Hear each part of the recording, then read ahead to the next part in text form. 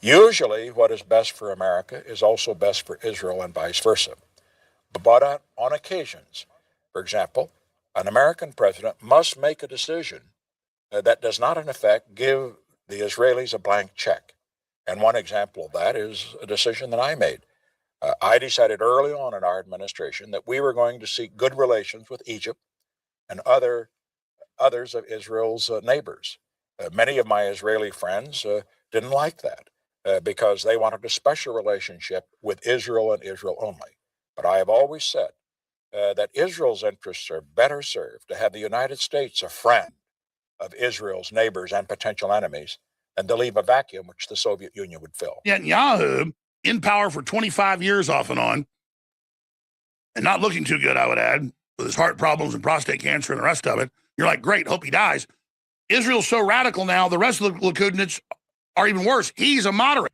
Since October 7th, all Jewish organizations in the United States together have spent upwards of $600 million fighting this avalanche of anti-Semitism. I have one question. Has it helped? Has all this money stopped or even slowed down the hatred against us? The answer is no. You hear a text message. I'm a red-blooded Texan. I always supported Israel, but I can't stand what they're doing. I'm turning against Israel. And then you trace the address to some basement in Pakistan, and that's something that has hurt us badly. So that whole thing about bot farms did not air. Okay, the version that aired on TV included some of what we just played, but it was combined with a section from the very end of the interview, which focused on Israel's tactics to respond to the sentiment shift, not the shift itself. Israel is besieged on the media front, on the propaganda front, and we're not done well with the propaganda war. No, we don't like foreign countries controlling us. We don't like paying for it. We don't like watching civilians murder. We don't like all over Israeli TV people bragging about murder and how funny it is and how kill the kids. People don't like this, and they don't like paying for it. Just like pro-life folks don't like paying for killing kids, okay? Then, that's why Israel isn't liked, because of you. Who attributes the reputational harm to Israel almost entirely to social media, which he calls the eighth front of the war. Because it's this. This is yours, right? You're not immune either, because you can penetrate this machine. You can penetrate this little instrument, and you can say about Major Garrett anything you want, and I can paint you as a monster. And if I say it often enough people will believe it. Is it your belief, Mr. Prime Minister, that nothing that Israel has done, tactically or strategically, has made no mistakes, either in Gaza or the West Bank, that have, in their own way, contributed to this negative impression of Israel, whether it's on social media or someplace else? No, of course. Look, it's war. And we see the atrocity. So I guess it is true that social media, we're able to see this now. And blowing up the Christian churches and the desecrating whatever's left. I mean, it's out of, and blowing up tens of thousands of homes and hundreds of churches in Lebanon and celebrating it. But now Netanyahu says to draw down to zero the American financial support. He said he wants military partnerships, okay? But here is Netanyahu on the war's over when he says, is the war with Iran over? And if it isn't, who will decide when it is? I think it accomplished a great deal, but it's not over because there's still nuclear material, enriched uranium that has to be taken out of Iran. There's still enrichment sites that have to be dismantled. There's still proxies that Iran supports. There are ballistic missiles that they still want to produce. Now, we've degraded a lot of it, but all of that is still there. Not just saying the war ends when he says, not just saying, oh, people are mad because of social media. No, they're mad because they see what you're doing. They're mad because they see the atrocities. They see the Israelis beating up and killing Christians. They see the homes being blown up by the thousands every week in Lebanon. They see the Israeli ministers on TV bragging, we're going to kill the kids too. And next is Turkey. We're going to get all of Lebanon and greater Israel and all the megalomania going on. And we control America. Ha, ha, ha. I mean, the only thing you don't have is flying monkeys and a witch flying around on a broom here with green smoke coming out the end. I mean, you couldn't act more villainous. That's why Israel has the lowest approval rating of any country in the world. I want to thank the viewers and listeners for keeping. All right, we're here. welcome to the show. It is, what is it? It's June 6th, 2026. Thank you for being here. I can't hear myself. Tell me that I have sound. I have sound. Yes, we're good. All right. Thank you for being here. I have a shit ton to get through tonight. I'm going to do my best to do so. Please share this this content everywhere.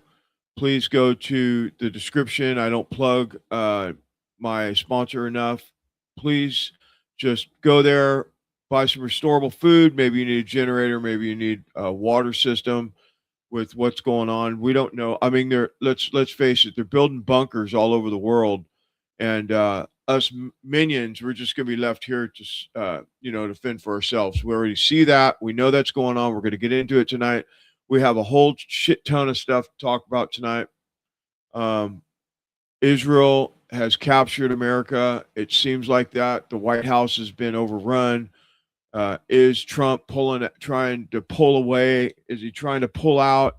Is he attempting to, about face or is he gonna, do some? We won the war and get out. I don't know, but with everything that we see right now, it doesn't look good. None of it looks good, and it's the same thing. And I know that it's like beating a dead horse, but we have to get the message across that we need to be the ones in charge of this. We need to be the ones that step forward, step up, stand up, and let our voices be heard in this time, because what's going on right now is what we're leaving for our children. I can't emphasize that enough. I was last week, we do a bunch of stuff for different groups and stuff, and I was talking to a 35-year Army veteran, with all the credentials, and he was like, I cannot believe I fought for 35 years in and out of battle for what I'm waking up to every day. Just let that sink in for a minute. And these people are not your run-of-the-mill, sleeping on the sidewalk, went to war, came back, got dumped off in a downtown area of some city, and they just live and on the side of the road. Like, these are people that had full careers in the military their whole life, and they're like, I just can't believe it. I cannot believe what I'm seeing right now. And we all voted for Trump, and it's I'm not going to say there's not some things that Trump has done that are good, because I'm going to call the kettle black when it's black. What is going on with this Iran war, with the thing with Israel, with the thing with all these foreign countries and all this bullshit that's happening. They're making side deals, back deals, all this stuff constantly behind our backs while they're talking about how they hate them. It just tells you everything you need to know about the status of where we're at as a country with the administration that we have and the people that are in it, whether it's Letnick and his insider trading bullshit or Bessett with his bullshit. I mean, it's just, look, everywhere you look, there's some kind of corruption, whether it's provable or not. I don't know. I'm not a investigator for, some, DNI or somebody that could look at it, or like maybe FBI, but we don't have that either right now. So let's just do the best we can with what we got. My thumbnails are getting much better. I'm glad that I found out how to do that, because for all this time, I've been making thumbnails, just like making them out of pictures and this and that. And, so it's really nice to have like an AI tool that does it for me. And man, that takes so much. I have so much more time now. And if you don't know, I'm a one-man band here. I just, I'm like that guy at the mall that's playing the harmonica, the drums, the guitar, and the bass all at the same time while singing. That's what I do here. So if it's not super perfect, I'm not fumbling around a little bit, I'm not doing my job over here, because I just do this all on my own. So including clippings and marketing and all, I do it all by myself. So bear with me, okay? But we have the information that we're getting, and some of this stuff is not, it's not very cool. It's not fun. You know, and I look at my kids and I'm like, how am I going to make an impact so my kids don't have to live through all this stuff that's coming in? CBDC, 15-minute cities. I mean, those are just the minor things. The the uh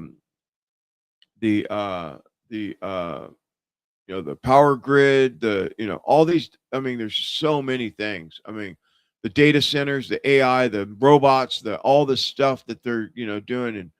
And 20 years ago, my brothers would talk about this, and I didn't take it serious when they were talking about we're moving too fast for culture, and what we're going to end up doing is burning ourselves up because of the advancement. And I'm all for advancement, but they would always say, and they were all hippies, but they would always say, we're advancing faster than our brains can handle it. We're going to end up exploding or just exploding the world because we're not ready for the stuff that they're implementing. And here we are. We got AI running itself. I mean, we have data centers taking out people's properties. I mean, it's just, man. And we covered that last night. If you didn't get a chance to check out last night's show, you might want to go back, take a look at it. There's some good information in there. And let's get into the show tonight. We're going to talk about Iran, Israel, the Albanians, and how they're protesting and that whole thing. We're going to talk about some facts about the UFC. We're going to get into that tonight also. We're going to explain to you about Trump and where he's at. We did last night. We're going to do it again tonight, a little different, but we're going to stay on it. Make sure that we cover it.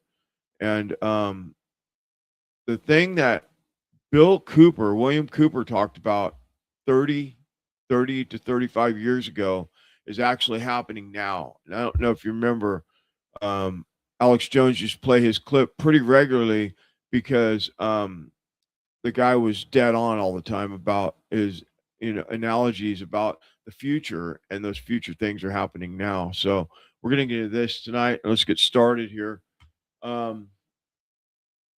As you know, the billionaire class is taking over. Not that they're taking over because they finally got in the door. They've been taking over forever. And the difference today from 20 years ago or 10 years ago or whatever is they kind of did it in the shadows. Today, they're in your face, doing it right in front of your face and saying you can't do nothing about it because we have everybody on our side. And that's what's going on right now. So let's check it out. Now, one of the things that you might want to know about this Albanese thing is there's 3,600 bunkers in this area. Okay. And so when you hear someone talking about, like Ivanka Trump talking about, we're going to build a luxury hotel or whatever it was, it is, you got to think about what they're really doing, right? They're taking over the property so that they can have a place to go to when they burn this place down. I'm a conspiracy theorist, so we'll just go with it. Okay. But let's just take a look at what we got here. Yeah, I'm going to play a couple clips together right now. Stand by. So why do you think these billionaires are buying private islands with bunkers right now? I think some of you know why, but here's a few if you don't know. First, we have Zucky. Oh, Zuck, with his 5,000 square foot bunker in Hawaii. And then we have Peter Thiel. This is from a couple years ago, but now he's going to Argentina. Why would he just up and move to Argentina? I heard there's a little tiny village there. Did you guys know that? How could you forget little Femi Sammy also building a bunker? Old Altman, huh? Isn't that crazy? And don't forget Billy Gates of hell. Oh, and Jeff Bezos. But what about the Trumps? Ivanka Trump announces that she and her husband, Jared Kushner, are building a massive off-the-grid private island in the middle of the Mediterranean. Right now, it has no power, but they will be working with some of the world's greatest living architects to bring this vision to life. It's massive in scale, they say. But protests are now erupting over the Trump-linked luxury resort project in Albania's southern coast. Why? Because this is protected land, but it kind of doesn't matter, like data centers all over the United States of America. Let's see what Ivanka has to say. I'm working on an incredible project with my husband in the Mediterranean. It's massive in scale. I think that's an understatement. Can you explain? Yes, it is. It is. There's no very- power on this island. You're building. Yeah. You're building everything from scratch. Correct. Well, it's an unbelievable, beautiful 1,400 hectare private island in the middle of the Mediterranean. We were on a friend's boat and we stopped for a swim. Effectively, that's how we found it. We swam to the islands. We went on a hike barefoot all the way up to the top, and we were just captivated. And it stayed with us ever since. And over the course of many years, we developed the opportunity to help realize its potential and Develop the opportunity, kind of like Gaza and Trump Gaza, kind of like that opportunity, Kushner's. But are we sure this is just a land development, or could it actually be a bunker? Well. Turns out that Ivanka Trump and Jared Kushner aren't just buying a private island to build a luxury resort. Sazan Island is Albania's largest island and is strategically located, once an isolated top secret Cold War military base featuring thousands of bunkers and miles of tunnels. Now, why in the world would our United States Special Envoy for Peace missions need an island with all of that? It's important to note that the Albanian people are not happy about this, and they're protesting in the thousands, and they're also demanding that the prime minister resign for allowing such a corrupt deal to go through. But again, I'm sure this purchase is just to build a big, beautiful luxury resort, not a personal bunker on an island. So as it turns out, Jared and Ivanka's new luxury resort in Albania is actually a military bunker in disguise. it's an unbelievable, beautiful 1,400 hectare private island in the middle of the Mediterranean. We were on a friend's boat. We swam to the islands. We went on a hike barefoot all the way up to the top, and we were just captivated. There ain't no way she was hiking to the top of that hill barefoot. She ain't hiking anywhere. It's- So anyways, I see this, and my first thought was, are we about to get nuked? Communist Albania's most secretive military base, right? It's a derelict military base off the coast of Albania with 3,600 bunkers built to withstand a nuclear attack. So they just stumbled upon this, by the way. Right. Obviously, there's something nefarious going on. Yeah, so before we play this clip, I want to just break this down a little bit. So the theatrics is so great. I mean, when you think about it, the theatrics is just wonderful because you think about what they're really doing here. Just to back up a little bit, I'm going to just back up a little bit. Eric Trump, Don Trump, Trump Jr., whatever. They're all making billions of dollars right now with all these schemes that they got going on, while the cabinet is also doing that with all these insurance deals and all these different things. I know that if you don't know, I'll explain to you that during the tariff war that we was in with all these countries, and it went to the Supreme Court, they actually told Trump or his cabinet that had they written the tariff right, it would have went through, but because they didn't write it good, it was misquoted, they rejected the tariffs. I don't know if you remember that. It was last year. And so, funny thing, very interesting. Funny not, but we'll call funny thing is Lutnick had took an insurance policy out for billions of dollars, like 25 cents on the dollar for these insurance claims against the tariffs. And when it failed, he made his son, not him, but his son made billions of dollars. That's the kind of stuff that's going on behind the scenes at the Trump White House right now. And I hate to think that Trump doesn't know this stuff is going on. But right now, we're just going to say that he's very naive and he doesn't know. We know that he's a businessman, We know that he is a money man. We know he's a let's make a deal, and we know all these things, right? His whole life has been, major hotels and all this stuff. His whole life, he's built these luxury hotels and all these countries all over the world. We know this. We know that that's how he made his billions, by doing this stuff. And now his kids are cashing in while he's president. In the first administration, he didn't do that.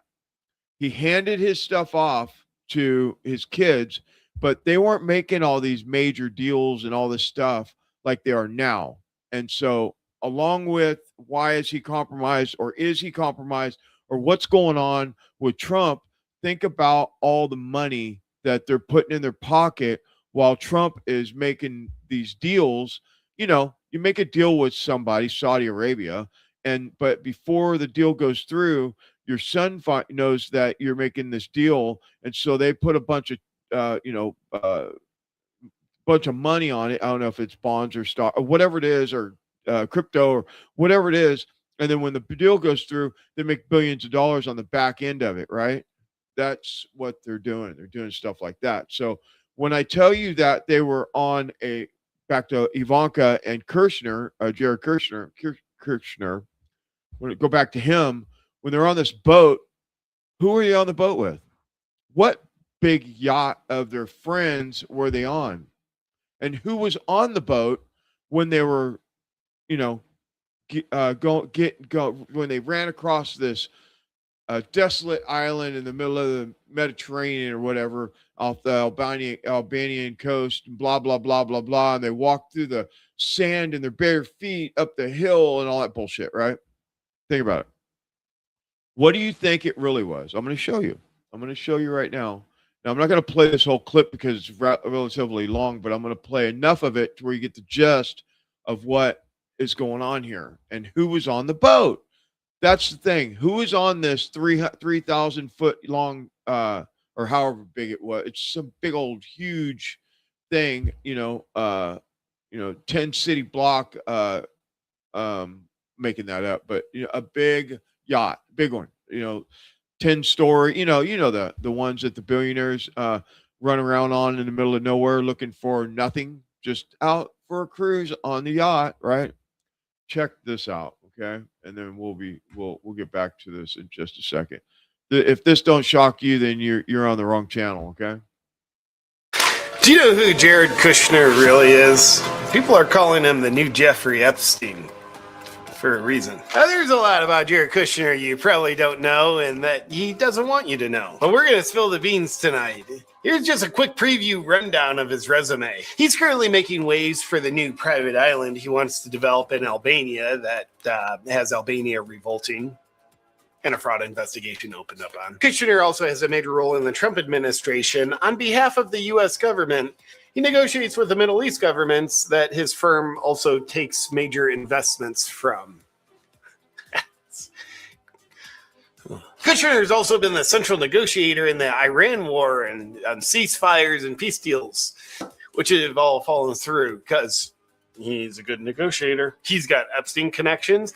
And if you love what the government of Israel is doing, then you can thank Jared Kushner for it because he's helping them do more than anybody else. And Kushner's father committed what the former U.S. attorney for New Jersey called one of the most loathsome, disgusting crimes he had ever handled. Jared Kushner currently shapes foreign policy in the Middle East more than anybody else, even more than President Trump. So while Jared Kushner might not want you to know much about him, probably because he's just humble, I thought tonight we'll help you get to know him better, much better, in our special Meet Jared Kushner report, starting with his very popular private island project. Kushner's wife, Ivanka, who happens to be President Trump's daughter, recently let the cat out of the bag on a private island that her and Kushner bought in the Mediterranean. And they're going to be developing it. But before we get to what you're not supposed to know about the island, there's a lot, you have to appreciate how in touch with the little people of the world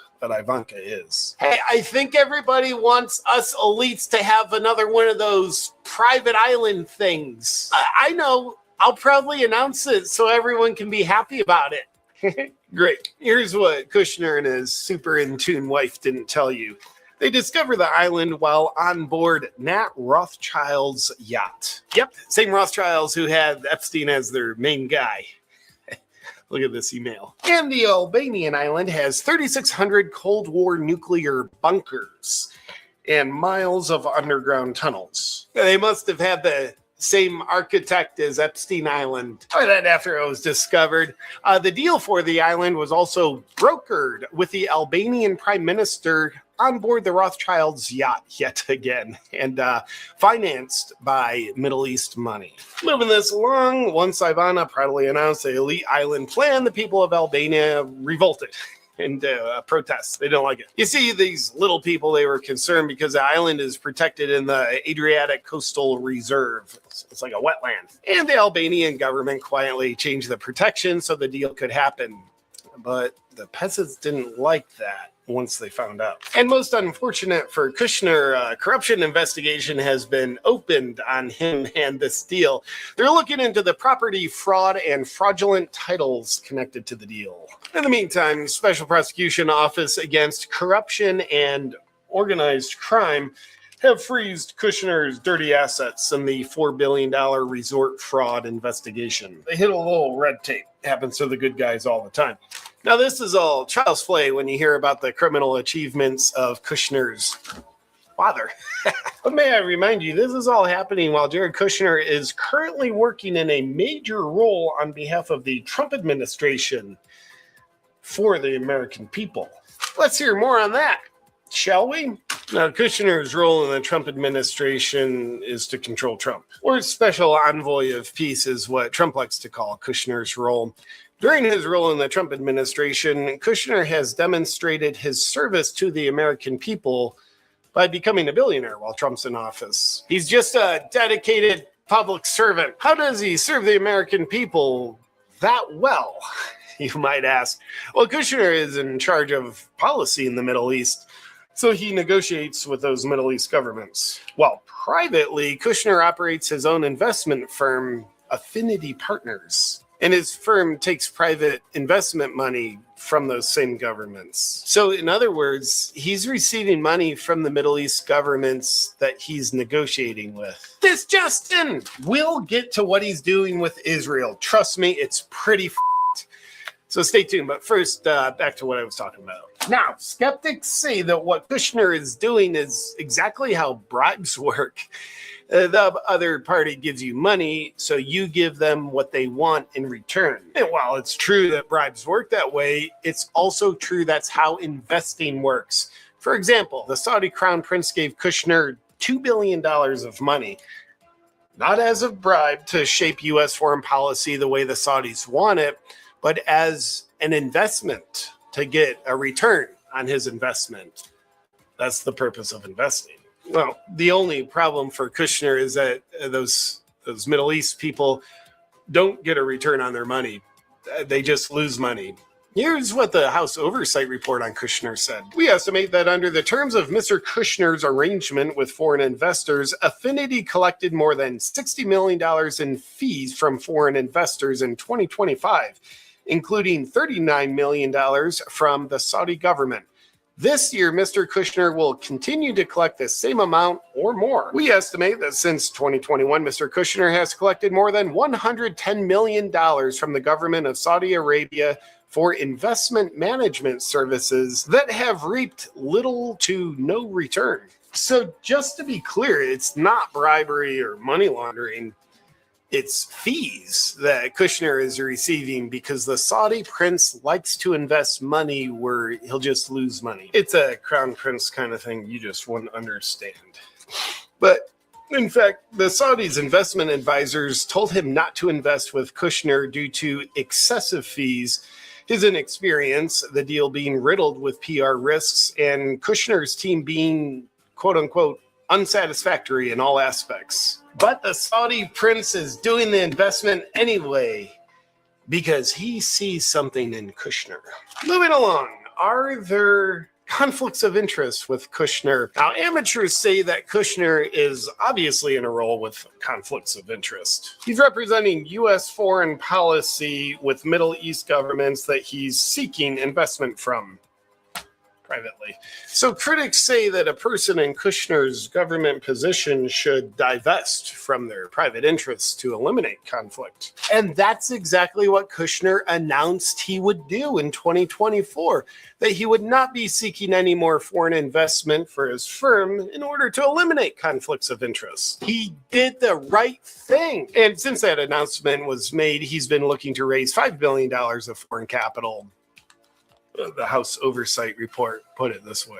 Mr. Kushner has not only failed to divest from his foreign business dealings, but he is expanding them during President Trump's second term. It appears that while Mr. Kushner is representing the U.S. government in negotiations in the Middle East, he is simultaneously seeking to raise at least $5 billion in additional foreign capital for his private equity firm, Affinity Partners. Hey, it's just those damn Democrats, right?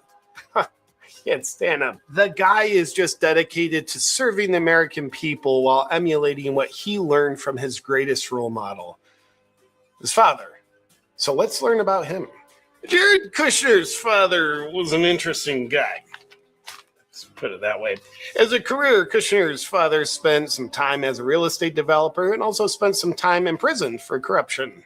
In 2004, he pleaded guilty to 18 counts, including multiple counts of assisting and filing false tax returns, illegal campaign contributions, making false statements to the Federal Election Commission, and lastly, and this was my favorite, one count of retaliating against a cooperating witness tampering. Let's hear more about the values Jared's father instilled in him with this one. You see, Father Kushner's sister and brother-in-law were cooperating with the authorities that were working a case against him. So what he did was hire a prostitute to seduce his brother-in-law, and in a New Jersey motel room, he had hidden cameras that recorded the whole thing, much like Epstein did. He then sent the recordings to his sister to intimidate her and the brother-in-law into no longer cooperating with authorities. It was blackmail, much like Epstein did. So anyway, the blackmail didn't work. They cooperated with authorities, and Father Kushner got an additional charge of witness tampering and went to prison. But we do have a happy ending, ladies and gentlemen, because then Trump pardoned Father Kushner in 2020, and he now serves in the Trump administration as the U.S. ambassador to France. But the point is, this is the guy that raised Jared Kushner and instilled good values in him. Hey, I still can't believe that people think he's taking bribes from foreign governments and laundering that money through his investment firm. Yeah,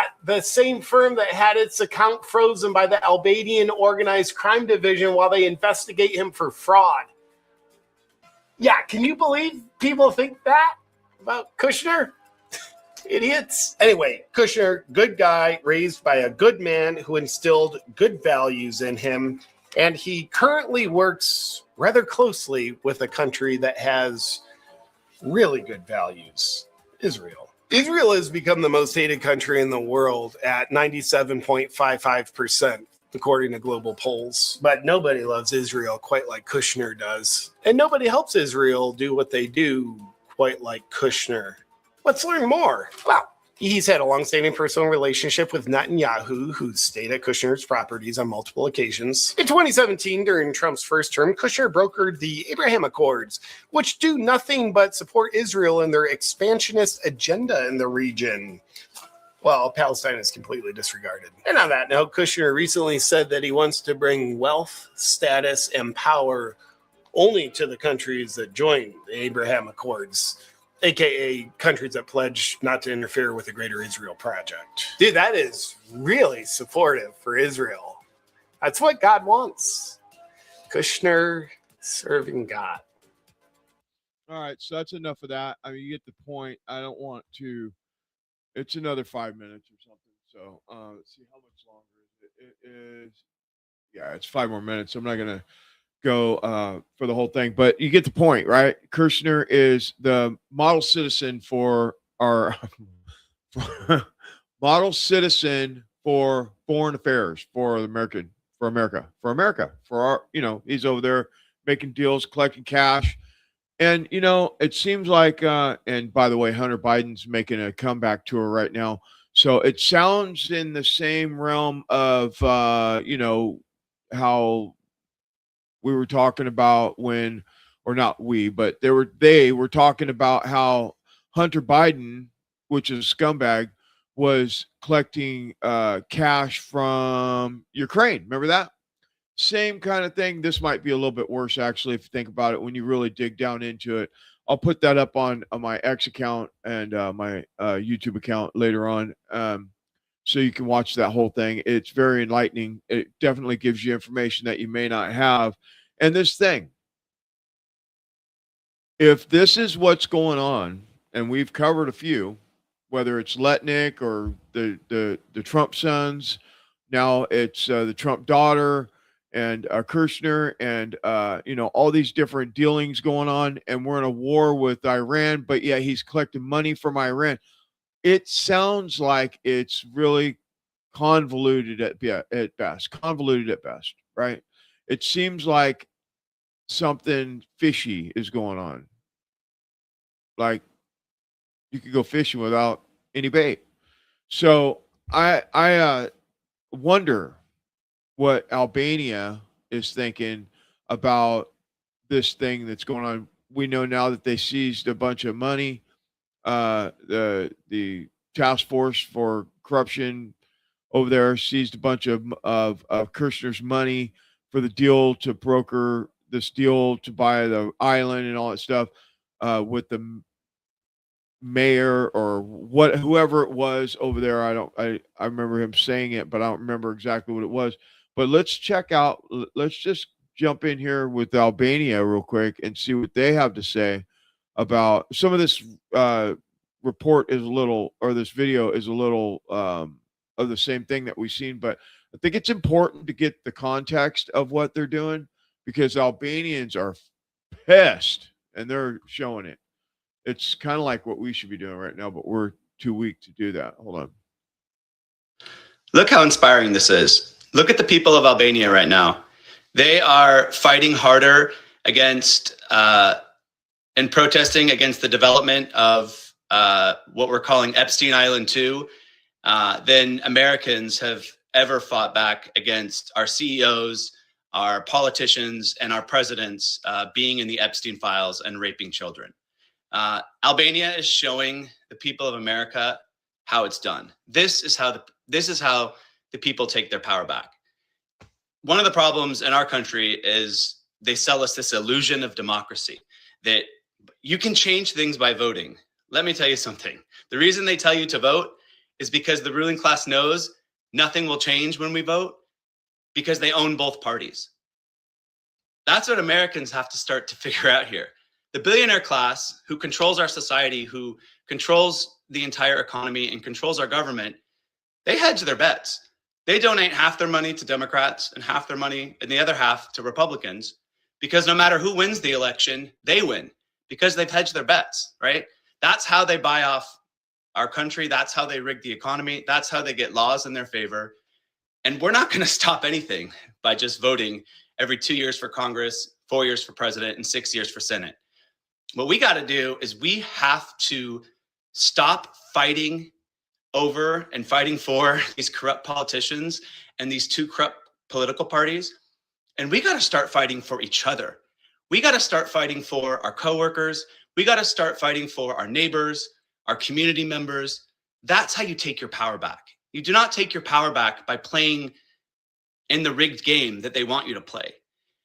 So I really hope that people are starting to understand what's happening here, and that the only way we're ever going to stop the corruption in our society is if we rise up together. That is our power. The people have got to put aside our differences.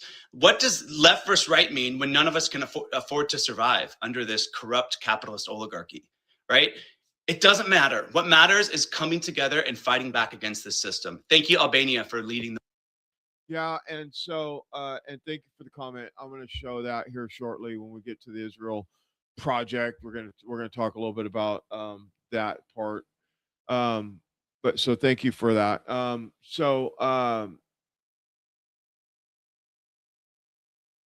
what I see is that we have people, billionaires, that do whatever the hell they want. We've seen it with Epstein. We've seen it with lots of other people in the administrations, whether it's this administration or past administrations, forever. They do whatever the hell they want. They have basically a license to do whatever they want. They get away with everything, and nobody is going to go after them, which we thought that Trump was going to really do that. And maybe he will yet. I don't know. I mean, there's been lots of talk about Obama. There's been lots of talk about all these other corrupt people, the FBI, the DNI, all these different people that were in the administration when Obama was in office and when Biden was in office. And, I've heard this, that there is pending investigations going on. I don't know. I know the government moves very, very, very slow. So, I mean, it's possible. Do I think that Blanche is the one to put that through? Only in desperate in a moment of desperation will he do the things like he did right after Pam Bondi got kicked out. He jumped in and right away started doing things to make the American people feel safe with him being the AG, right? Or the acting AG or whatever, right? But do I think that he'll do anything once he's got the job? I don't trust him, but we'll see. Maybe something's going on. 52D chest. I don't know. Whatever it is, we'll just see, because I'm not going to jump in and say, yeah, it's a thing until I am confident. And I'm not confident with Blanche after what he did to all these people. I mean, hey, well, then there's the other thing where they did, my understanding is they do have a fund. Well, wait a minute. Let me see if I remember it. There was a fund of $1.2 billion or something like that, or maybe it was $2.1 billion for the J6 prisoners that were incarcerated illegally and that whole debacle. And then I heard that Blanche said that he was not going to put it forward, and then it was going to the Supreme Court. Now, I don't know. That's all hearsay. I didn't really dig into that. Maybe it's something I should make myself a note and dig into that.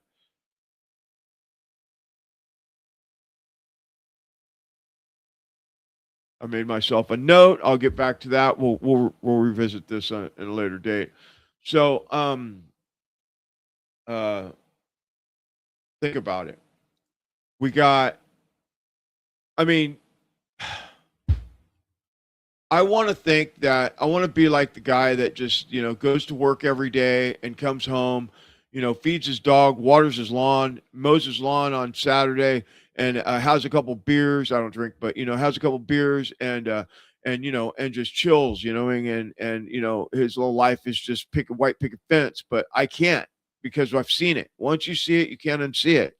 Once you know the truth about this stuff, all I could do is just keep looking for more and more. And I'm so glad I took last weekend off. I took about 4 or 5 days, and I was still checking in a little bit with the news cycle and stuff, but I really did have a chance to just unplug for a minute while I was being of service. But it's like when I came back, it's almost like I missed everything, because so much happened in 4 or 5. I mean, the media cycle is so fast. So much is going on in 5 minutes. It's ridiculous. And, but my point in all that to say is this corruption, I don't know how to solve it except for it just gets removed. Like, I don't know if there's anybody that's got the fucking nuts and the guts to do that, but we need. I swear, I really thought Trump was just going to go in with like John Wayne and just start handling it, like Clint Eastwood or something. I mean, I really thought that he was going to really get in there and handle business. And I don't know, maybe, after listening to that clip that we played from Joe Kent last night, it's very possible that he's bogged down by all this stuff that they put in his face to keep him tied up. And then listening to that thing yesterday on Alex where he was talking about how they'll Trump goes to bed at 1 o'clock, gets woke up at 2:30, brought to the Situation Room for 2-3 hours around some bullshit that's going on in some other country that he has to make decisions on, and then after a few days of that, or a week of that, or 2 weeks of that, or a month of that, he's just so exhausted, he's just sitting there falling asleep because he's so tired because he's sleeping 1 or 2 hours a night.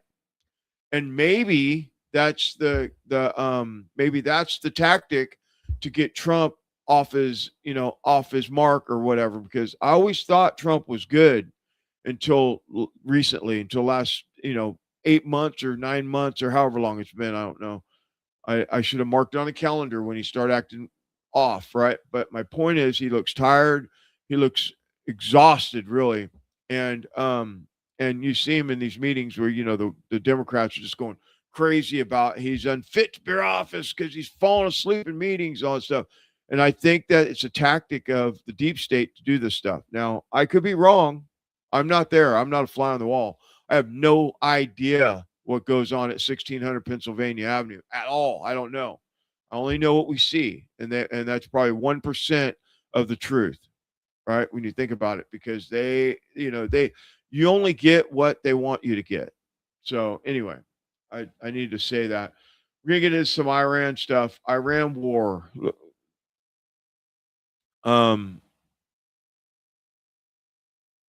never really got it until I started listening to like Joe Kent and a few other military, with heavy duty credentials, like the dude the other day, talking about the stuff that's going on with Iran and Israel and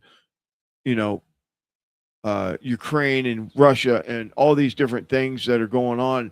I never really realized it that that we're fighting wars, these endless wars, and I knew that they were not our wars. They never are, or the reason why we do them aren't the real reason that we're doing them, right? Because they lie to us. You ever have the thought in the last 5 years that every single thing that they've told us our whole life was a fucking lie? Sorry for cussing. That's the way I feel. I think that everything that we've been told, everything that we've been taught, all the books, everything is all lies. They just lie to us. There's nothing truthful.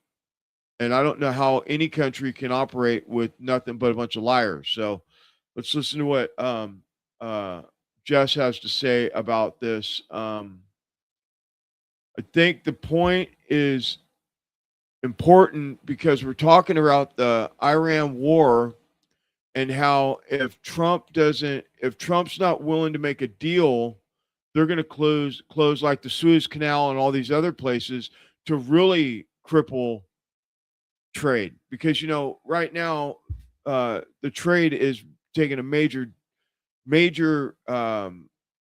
deficit, and in the next 6 months, when the crops come in at 10% instead of 100% or 80% or whatever, then we're going to start seeing food shortages. And all the top analysts have said this is what's going to happen, because the longer that the strait's down, the harder it's going to be to get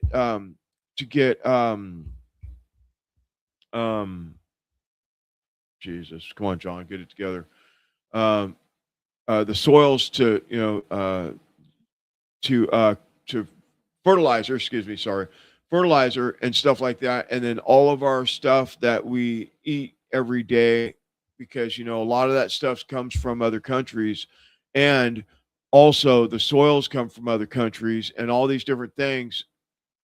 It's going to be a major issue, obviously, for third world countries first, and we may or may not it may not hit us as hard as it will hit other countries for a couple years because of our stockpiles. But this is a major problem that we're going to be looking at. So let's listen to what he has to say. Stand by. Iran just told Trump to take his peace negotiations and shove them up his ass. They are no longer putting up with Trump's waffling back and forth and saying this and saying that because Trump ain't in control. They're pointing it directly at Israel now, and they are upping the ante. Iran just said if Israel does not halt all aggression into Lebanon, they are going to now close the straits in the Red Sea. So they are going to close both fucking straits. That's on the other side of Saudi Arabia. That's the strait that then would lead through the Suez Canal. This would shut down the Suez Canal. This points all of it right at the turd in the punch bowl, Israel, who has been running this show since day one. And there's something super interesting. Like, nothing Trump has said has made any fucking sense. His waffling back and forth, even throughout the fucking day, sometimes it'll be peace negotiations in the morning. By lunchtime, it's I'm going to bomb somebody. And then by night, he's like, oh, let's make a peace deal. Oh, it's 95% of the way there. Because Trump he's all over the place. And Daniel Davis, the Lieutenant Colonel Daniel Davis, has a podcast. And this morning he had an analyst on. And this guy was saying he thinks that the downed pilot that was rescued in that operation, that there were actually hostages taken by Iran, that Iran is holding U.S. hostages. Why? Because ever since that event, the U.S. has halted all major acts of bombing against Iran. That's when it all fucking came to a halt. That's where the ceasefire tentatively came, and we stopped fucking throwing shit into fucking Iran. And he says there's plenty of precedent for this in all kinds of wars where hostages have been taken and it's kept completely quiet, and these things are negotiated behind the scenes. You never even fucking hear about it until the hostages are actually released, because lives are on the line.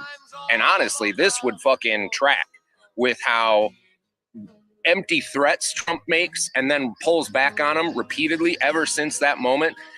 I mean, one, Trump is obviously not making the call here because he can't control Israel. Israel has so much blackmail over the United States government through the Epstein files, through all the other shit they do, through just buying people. Like, it's plenty obvious as to what the fucking turd in the punch bowl is here, and it's Israel. And everybody fucking knows it. They're out of control, murdering all their fucking neighbors. They started another war inside of this war, and Iran is not going to tolerate it. Iran is saying, no, we're sticking up for all the people who cannot defend themselves around the Middle East. They said a halt to all operations in Gaza, a halt to all operations in Lebanon. That is the only way there is a ceasefire here. And this is basically even Trump with only one option. And that is just to say, oh, we won the war and we're going home. And then he's got to pull everything out. Iran said they will not even look at any agreement. They will only respond to action. They said as soon as Trump fucking pulls everybody in the military out of the Middle East, they will open up the Straits of Hormuz. And they're the ones calling the shots because Trump's got no cards and Iran holds a strait. That's where we are in this whole fucking thing. Trump has no authority. There is no military option. We have hit Iran. Like Trump said, I hit them with everything we got. They hit every single military target with every single weapon in our arsenal, aside from nukes. And escalating to nukes, a lot of people will be like, nukes ain't even real.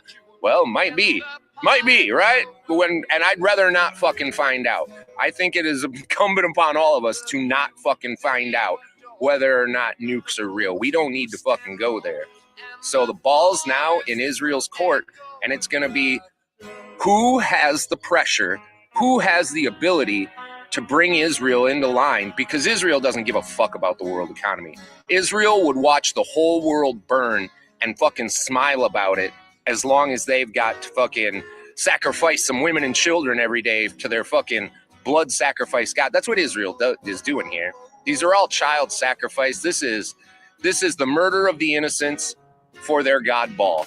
Like, you need to understand, every religion has a different God. Christianity, we got Jesus and God. The Jews ain't praying to the same God, dude. Like, figure that shit out, right? Go back, read the fucking books. Read the Quran, read the Torah, read the fucking Bible. Read them all, because then you can tie it all together. Read the other historical accounts from the fucking same times, and you can see the parallels. You can see who's fucking blowing smoke up your ass. Read the cuneiform tablets, the emerald tablets. All of these ancient religions, they all tie together. They all have their similarities. What a shit show. And it's only fucking Monday. I wonder, like, what market manipulation could we see today out of Trump? I think Trump's all out of fucking cards. He's got nothing left in the tank. The only option Trump has is to just walk away and let Iran and Israel fight this one out, because no one has the ability to bring Israel under control. They're completely out of control, bloodthirsty fucking psychos, and we're all at the fucking mercy. The entire world economy is now at the mercy of bloodthirsty Israel. So good luck to us all. Long live the Republic. Yeah. So, I mean, it's right. I mean, that's a good analogy. I mean, at least, I mean, it sounds pretty spot on to me. And I, again, I'm in California. I'm not in the Middle East, so I don't know the truth. All I know is what little bit that we get through these videos and stuff to really know. But check this out. Let me pull this. Hold on a second here. See if I can do this. See if my brain can move that quick. See if I can do this. Look at that. Hold on a second here. Let me get in here. Doing it on the fly. Okay, I'm gonna do this on the fly. I want to show you this post.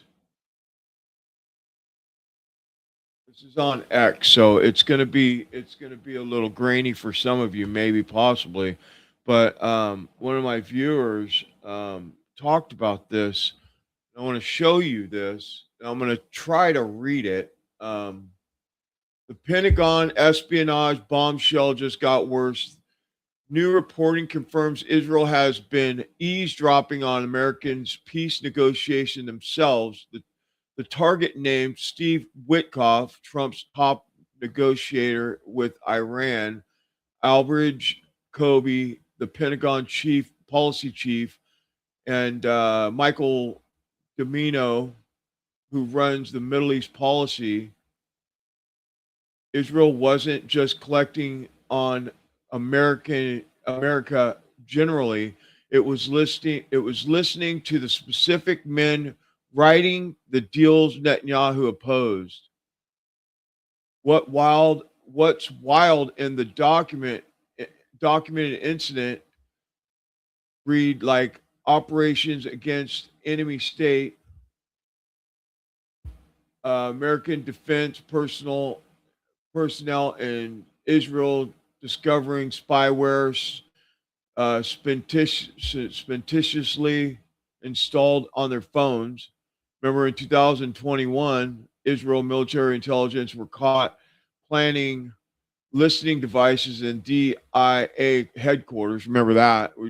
They talked about that on a podcast. I remember last year, Shin Bet officer were discovered trying to bug a Secret Service vehicle. I remember that too.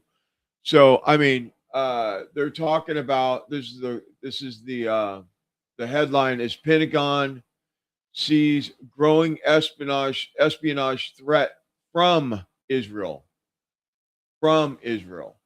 The Defense Department has increased its counterintelligence threat assessment to its highest level, and Israel is believed to have eavesdropped on American negotiators with Iran. That's huge. Okay, for those of you that are not up on this, they've been in negotiations all this time. And for some reason, every time they would sit down or they would get ready to make some kind of a ceasefire or some kind of deal, Netanyahu or Israelis would start bombing Iran. Before the deal even was finished, they would start bombing, and it would kill the deal.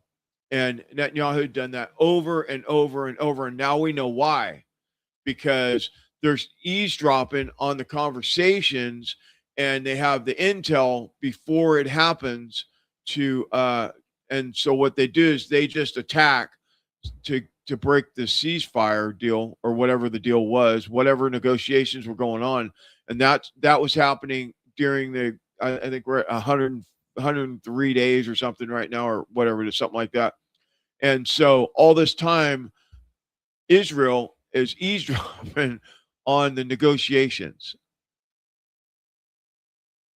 Do you think they'll do anything about it? Or what do they call them? Our number one ally. Do you think they'll do anything about it? Thanks for reminding me to pull that clip, because I really do appreciate that, because I had it in here and I wanted to play it, but I've got so much going on over here, I probably would have forgot. So thank you very much, Medi. 33. Appreciate that. Thank you very much on YouTube. Yeah, you know, this is where we're at. We're in this coinkydink where Trump sounds like Trump wants to make a deal. He wants to get out of the, get out of this bullshit that's going on. And Israel, every time, gets in front of it and causes Iran to lose their shit, because look at all the things that's happened. All the different people, all the different bombs. What they were having in the very beginning, they would make a deal. We'll be back tomorrow, and then they come back and they blow them all up while they were, it's just crazy. It's just not how you do business. So now Israel or Iran doesn't want anything to do with negotiations because they can't trust Trump or his advisors at all, because over and over and over Israel keeps doing these things. And of course, all of it lands on Trump, because Trump is, put himself in the middle of it, and he's like in charge. All the negotiations are done through Witkoff and that other clown, Kushner. So, remember that one time when Vance went over there to do a peace deal, they wouldn't even talk to Witkoff and Jared Kushner because they were tired of them lying to him. Remember that? So this is where we're at with this Iran war. I got more, but I just want to kind of wrap that up for those that don't know what we're talking about and why this is why the American people, the America First people, are so fucking mad. It's not because we're in a war that we shouldn't be in. That's part of it. But the bigger thing is every time Trump at one point, it had been like 40 times that he said the war was over and that we won and all that stuff, but they just kept bombing. And so when you think about what Jess says about when that fighter pilot went down, which was a captain, I don't know. When do you have a captain in the second seat? I don't know. I'm not a military guy, but I did ask my buddy the other day what he thought of that, and he said none of it sounded right. So maybe that because they were going in to get the uranium, that it was some kind of sneak attack to get the uranium, and they got caught. That's what happened. And maybe they do have a bunch of hostages, and this is what's going on. And now the whole thing has turned into a negotiation to get our American citizens back. Very possible. I never seen it like that, and now it makes complete sense. So anyway, enough about that little thing. Let's listen to what Theo Vaughn has to say, because you know what? Whatever you think about Theo Vaughn, like, he comes from a place of common sense, and we need more common sense right now, because we either have people pounding on the desk talking about how it's this or it's that or it's the other thing, or they're just blowing smoke up your ass telling you a lie, or they're being paid by whoever pays them in the media to tell lies, like all these what do you call them, MAGA, what do you call them? What the hell are they called? All these people that are on the internet talking about Trump can't do wrong, right? Those guys. I can't think of it. It'll come to me in a minute. Let's do this, and then we'll talk about it on the other side. But I do have a lot of uncomfort about America's relationship with Israel, the Israeli political leaders. That's what I mean. I believe that group it just feels like a satanic regime. It feels like they just want to cause pain. They just, they don't even know where all the bodies from Gaza are, and they're already moved on to other places that they are attacking, and that America's associated now with their attacks. And I believe that will come here one day. I don't believe that the Israeli leaders, that they have any intention to stop that. I don't see that they have any care for the American people. It doesn't seem like that. I've never heard that spoken. And I believe that if we don't speak up now, that our children won't have the chance to speak up, either by law or by worse. And that may sound crazy to some people, and that's fine if it does. If it does sound crazy to you and you think I'm crazy on that point of view, that's okay. I don't, I may disagree with you, but that's okay. I do want to, I worked hard to be able to have a voice for myself. And so I hope at least you just respect that. Or I hope at least you just see that. Like, at least I'm trying to say what I want to say. And I don't understand our government's relationship with Israel's leaders and with Israel's government. I don't understand it. It feels like there's this war machine, and then our soldiers are put into these spaces, and they're just there to serve an America that they believe in. And it's no knock against them or anything like that. It's just, it just feels like it's causing a lot of pain and fear. And yeah, I don't understand I don't understand Trump's relationship. I don't understand our political, like, why we are so beholden to this government, this Israeli government that just seems to be obsessed with control. And it feels like bloodlust, like they just it's not enough. Like, after what happened in Gaza, I don't see how there could be any other view. You agree with that? I agree with that. I mean, and that's the point, is like we are supporting, why, I don't know. I don't understand. The only explanation, let's see if I can do this.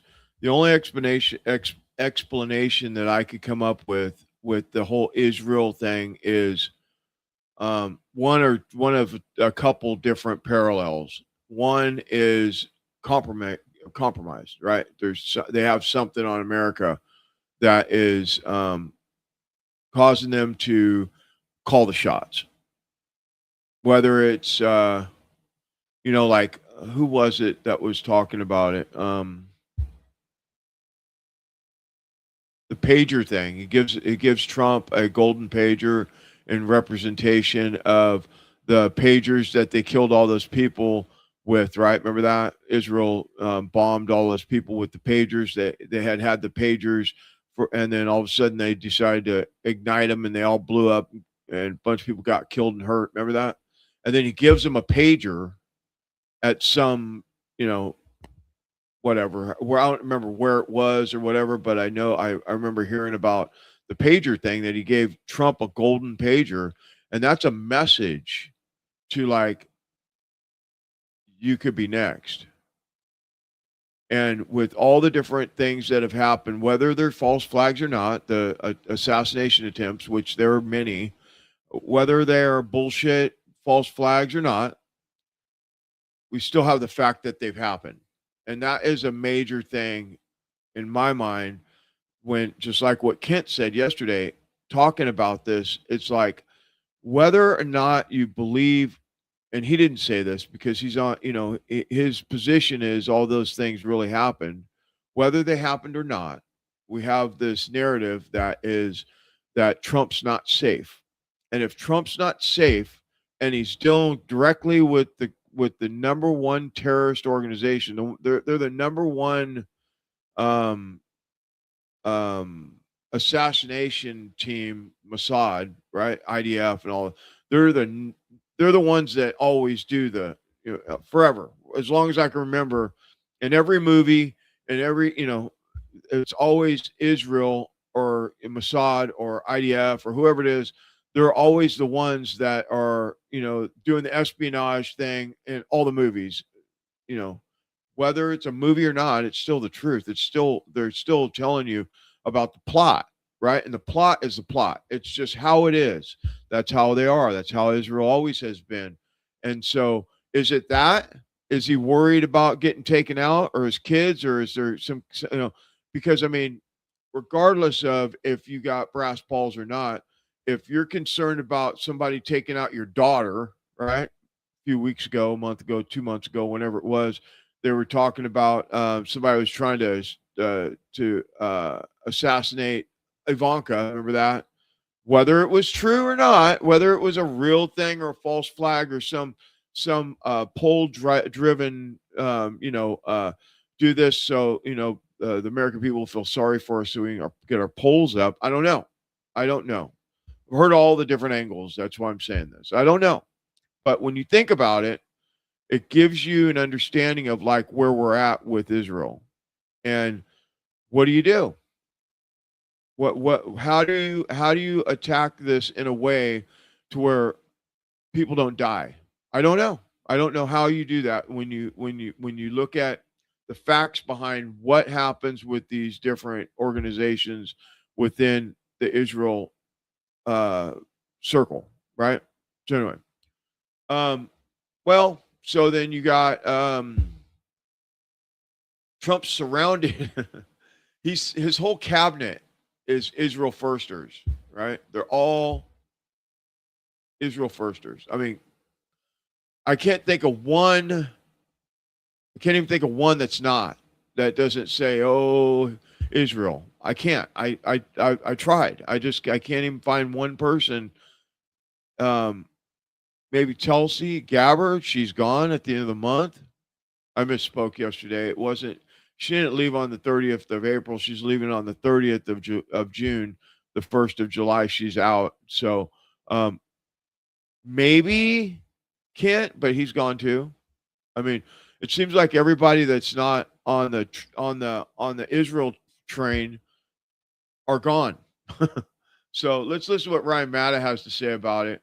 Whether you believe, whether you're, it seems cringe or not is not the point. The point is the message that what he's saying makes sense, regardless of if it's conspiracy or whatever. You gotta listen to the facts in it. That's what I do with this. I don't take just because somebody says that this thing is going on or something's happening or whatever. I don't take that wholeheartedly. I just take the message of the facts that are within whatever someone's saying. And if you can do that, it's easier for you to not, lose your mind about the way people talk in this media, because everybody has their own way of doing things.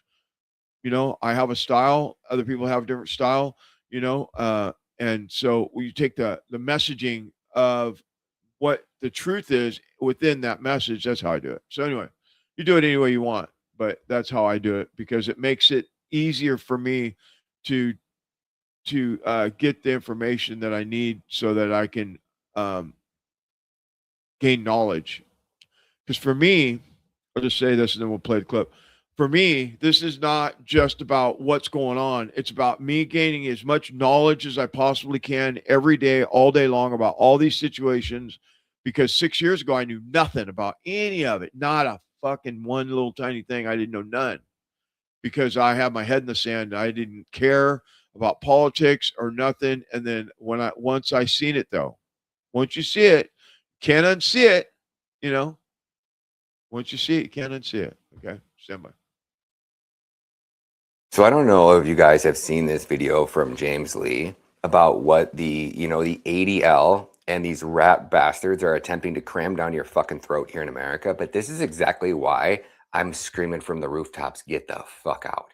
It's because the American people, like, no offense, you look around you, you think these people have what it fucking takes to fight this machine. We're pushing for something that was proposed just this week in Congress by Senators Langford and Rosen, the Jewish American Security Act. Are you guys seeing this? 3 killed in San Diego mosque shooting.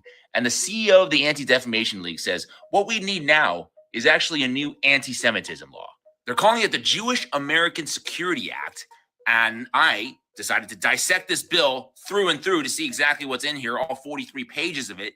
And let me tell you, it's got absolutely nothing to do with protecting Jews. First off, it is a massive money laundering grift, okay? They're asking for over $2 billion in funding from the federal government to go to all these NGOs and nonprofits, including the ADL. And what exactly are they going to do with this money? We have no idea, because there is no accountability mechanism. Secondly, this is a massive surveillance bill where they are requiring social media companies to report twice a year to the government activity of its users as it relates to anti-Semitic content. The kicker here is that they want to use this IHRA definition of anti-Semitism, which claims that criticisms of Israel is anti-Semitic.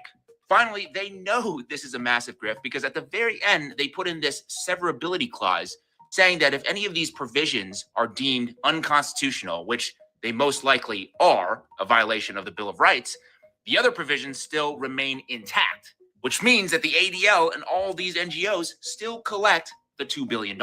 This is a massive money laundering scheme. I don't know any other way to put it. And on top of that, it is a law that makes it illegal to criticize a foreign country. Do not comply. Like, honestly, deep down, ask yourself, do you think the American people are going to rise up? Because they are encroaching on our fucking amendment, our First Amendment, our Second Amendment, Third Amendment, Fifth Amendment at a rate that we've never fucking seen before. They're now getting ready to pack the Supreme Court with Jews, right? They've taken over every axis of power in our fucking government. They've taken over local law enforcement agencies where they're arresting our fucking children for posting memes. Can you not see what the fuck is going on here? Soon, by the time the average person starts to realize, like, oh shit, I should have spoke up, there's going to be 20 to 50,000 Americans in prison for fucking Facebook posts, just like they are over in the UK or in Australia or in Europe. It's happening. And it, just ask yourself, do you really think that the American people have the fucking stones? Because if you don't, well, then you better get the fuck out, right? What else are you going to fucking do? Die a fucking slave in this tax fucking, you're paying these people 50 to 70% of every penny you make. Like, it's just a good little bitch. I'm just going to keep my head and I'm going to move out into the fucking, I'm going to fucking homestead. Yeah, you showed the videos of the fucking wells blowing up yesterday. How'd that work out for those people? Those people went up in the fucking mountains of like West Virginia, like out in the boondoggles, like fucking 50 miles from the nearest fucking expressway exit. And their fucking wells are blowing up. Why? Well, because they moved a fucking coal mine, or they moved a data center, or they moved an AI this and next door. Those are the fucking key areas where they have all the fucking land, where it's cheap real estate, where they have access to fucking fresh running water. You become the target. You know, your oasis, your heaven, your paradise you thought you could escape to, that is where it's going to be attracting these people the fucking most. And then after they've taken over your local city, your police department, they're just going to fucking bankrupt you, dude. Wake the fuck up, guys. Check this shit out. Shit should piss you the fuck off. Yeah, and, when we talk about, that's, kind of lands in around censorship, really, but it doesn't. On one level, it's about censorship and corralling you and getting you to stop talking about whatever it is that you're talking about. But the other part of it is the what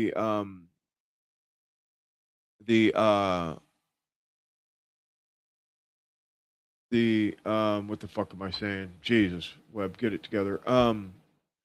The messaging that you put out that they don't like, so they have all these operations, all these different groups that all that they do is censor you and make you shut the fuck up. And how they do that in UK is they arrest you for Facebook posts, right? What are they going to do here? Because, they've already, in some cities in the United States, you can't talk about Israel without getting arrested. It's a thing. That's a real thing. So what I was talking about earlier is about the commentators or the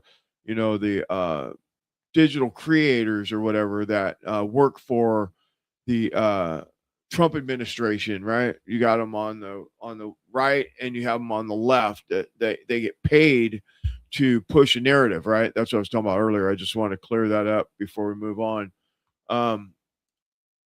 This is an older clip, but I think with the stuff that's going on in Israel and Iran and what's the next false flag we're going to wait for any minute. We don't know which direction it's going to come from. While they're saying that Ebola is going to kill us all, they're doing that too. I'm going to contact Judy Mikovits to see if I can get her to come on and talk about the corruption around the medical scientist bullshit that's going on. That's another big one that we need to hone in on. But listen to this. We've heard stories forever about 9/11 and how during 9/11 there was people there in the building that seen bombs and they shut them up. They told them, they threatened them and they did all these things to keep them from saying anything about it. And these people came out and they did talk about it. And a lot of them got killed. A lot of them got is missing, all those different things that happened to him, because this was another one of those operations that we see that's going on right now. Because whether it's an operation with Israel on this war or it's something else like Charlie Kirk, it all goes together. Okay, it all coincides. It's all the same. So stand by. It was an explosion. It was in the lobby, and the third explosion, the whole lobby collapsed on us. Horrible. The whole building just collapsed inside the lobby. Yes, it was. Yeah, definitely secondary explosion. We was inside waiting to go upstairs. And on the way upstairs, the whole fucking thing blew. It just collapsed and everybody inside the lobby. I don't know about the first one, but I know the second was terrible. Then there was a third one too after that one. Everybody was inside the building waiting to go upstairs. And it just everything just left inside the building. It was like 3 explosions after that. We came in after the fire. We came when the fire was going on already. We was in the staging area inside the building, waiting to go upstairs. And they exploded. The whole lobby collapsed on the lobby inside. Just man, everybody tried to work their way out. A lot of people trapped inside there. Of course, in Brooklyn. We watched the first explosion. As we watched the buildings, we saw a black, very large airplane fly right into the second building. It came out of the south. Right in front of our eyes. It was so surreal, like a movie set. We were in the building for the third one. It collapsed. I was on this drive here for the other one. People don't understand. There may be more. Any one of these fucking buildings could blow up. This ain't done yet. Nothing no more worse than this. You're in the building trying to open it. There's an explosion on the inside of the building. Yeah, so what he said, if you couldn't hear that very well, they were talking about they see that there was explosions after the event. They were in the building and there was multiple explosions going off after the initial plane or whatever the hell happened. And they said that one guy was like, any of these buildings could blow up right now. So remember that. Okay. Remember that when you're listening to these fucking people lie to you. They all lie to you. They're all a bunch of liars. Okay. All right, let's keep it moving here. Hold on a second. Let me get this back in here. All right. Bump. Stand by.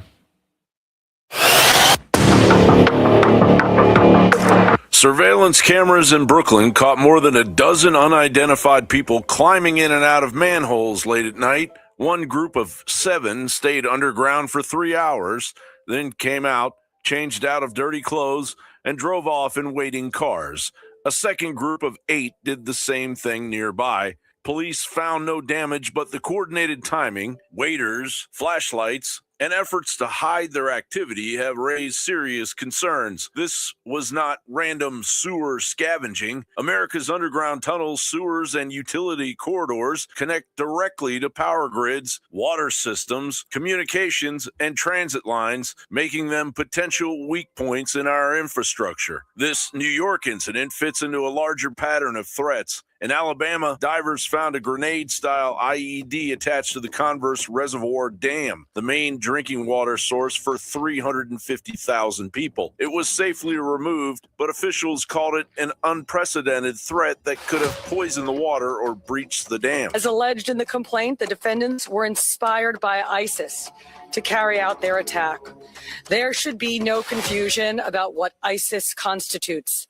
It is a designated foreign terrorist organization responsible for deadly terrorist attacks across the globe and has taken credit for mass casualty attacks in Europe, the Middle East, and right here in the United States. Similar risks appeared in recent terror activity. In late 2025 and early 2026, there have been multiple attacks and foiled plots, including an Afghan national who killed a National Guard soldier, a truck, and a shooting attack on a Michigan synagogue full of preschoolers, the ISIS-inspired New Orleans truck ramming, that killed 14 and various disrupted plots. These included far-left extremists building bombs in California for New Year's Eve attacks on companies and ICE, an 18-year-old ISIS supporter planning attacks on North Carolina stores, and other ISIS-linked plots in Michigan. And now this fool in Newark is staring down a felony for threatening the lives of an ICE officer and his family. Together, the underground probes in New York, the damn device in Alabama, and the steady stream of terror plots shows that America's critical infrastructure is being tested. If we ask ourselves, as Muslims living in the West, right, and in you general, drew a distinction between violent change and non-violent exactly, change. yeah, Okay. which is the political one.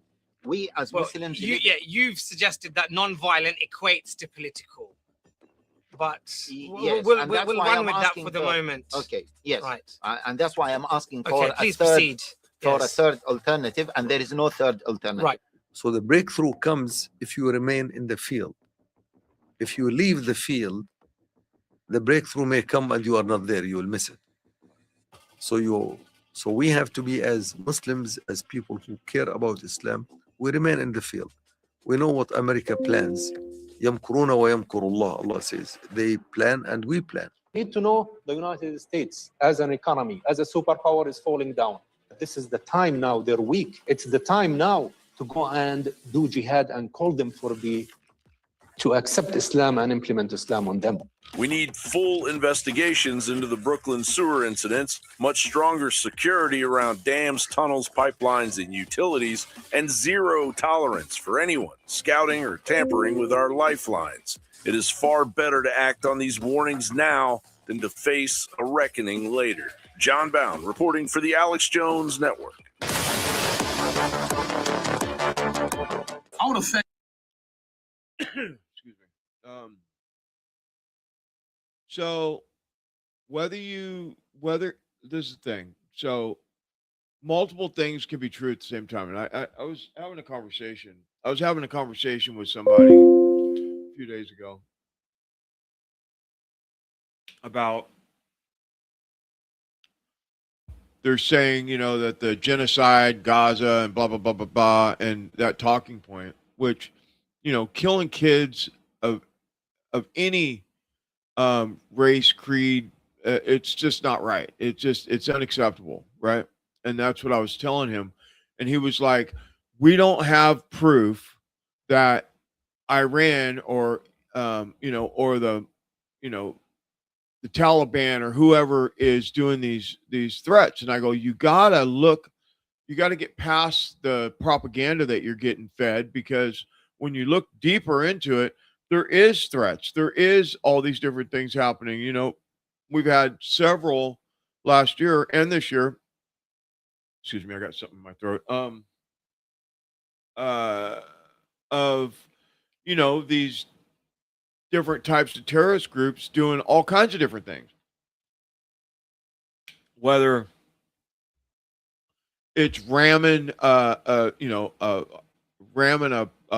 busy street or bombs or all that stuff. We had all that stuff happen last year. And so when you can decipher the difference between the Iran war with Israel and the terrorist groups that are out there, that all that they talk about is death to America, if you could separate that, because there is a separation there somewhere, then you could see that there is still a threat of these Muslim terrorists. It's just the truth. And so I want to show you this, okay? Because these are the things that people are not talking about, because they're caught up in the Israel-Iran war instead of getting past that. That is a thing in its own, for sure. But did you know that the reason why this is so heavy going on it's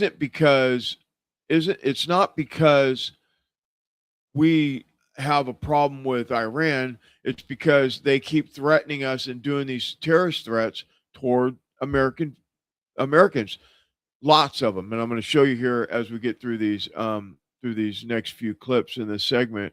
You want to know the truth. So we're going to give you the truth. Now listen to what these fucking dudes are saying, and it'll give you a little understanding of what the other part of the Trump administration is looking at and how much the threat is. Because to say that there is no threat doesn't make sense.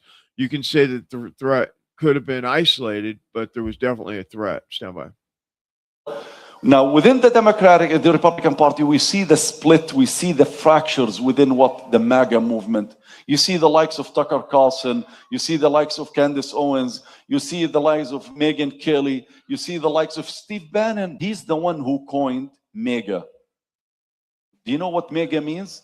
Do you know what MAGA? Do you know what MAGA? MAGA, make America great again, right? MAGA, make Israel great again. So he said, either you're MAGA or MEGA. Choose. So he accuses people like Ben Shapiro and Mark Levin, who he calls Mark Tel Aviv Levin. That's what he calls him. These cracks are happening. So now, for those who continue to question, is our work paying off? I'm telling you, it is. Is it where we want it to be? No, it's not. Is it where it should be? No, it's not. Are we able to get there? Yes, we are. Because Allah is providing evidence to us that your struggle is paying off, that your voices is making a difference. But it comes with what? It comes with sacrifices. It comes with hardships. It's the same as Surah Al-Isra. You want the victory in the first and second round? It has to come with a sacrifice. It has to come with struggle. Today we're afforded another opportunity. America now is being divided. Spoke about the promise of Allah, the promise of victory. But you know, if you go and through the ayahs again, you will find that victory comes through struggle. Comes through struggle. There are ups and downs. It depends on the situation of the ummah, of the believers, when we are awarded struggle or we are defeated. It depends on us. Yes, the victory of Allah is given. The promise of Allah is given. But what is not given, it is the people who are going to achieve this victory. Iman necessitates action. I am going to struggle until I die. So what he's saying is the propaganda is working. The separation or the split in America First and make America Great Again and all these different content creators all at each other's throat and all that stuff. They're telling you right there that they are the ones that are manipulating this culture with the things that they're saying to start the propaganda. That's what that guy's talking about, is their propaganda is working.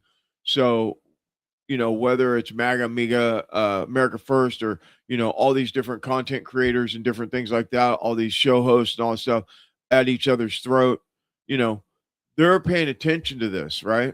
You got to pay attention to the messaging. Stand by. Most Americans have no idea this happened, and that's the part that should alarm every single person watching this. How long have you been familiar with Iran and its leadership and its attacks against the United States? I've studied it or been a part of it for the better part of 3 decades, particularly acutely in the last 5 years. And leading up to February 28th, months prior to that, what was jarring to you that you saw different than what had been for those many decades that you've been involved? I think it's important to note, just in the 30 months before Epic Fury commenced, Iran and its proxies had been attacking U.S. service members and diplomats about 350 times. Can you repeat about that? About every third day. Iran and its proxies attacked American service members 350 times in the Middle East. I don't think that Americans were aware of that in the 30 months that they had attacked Americans or their service members 350 times. Does that surprise you that I would say that? That I don't believe that everyday American going to work knew that?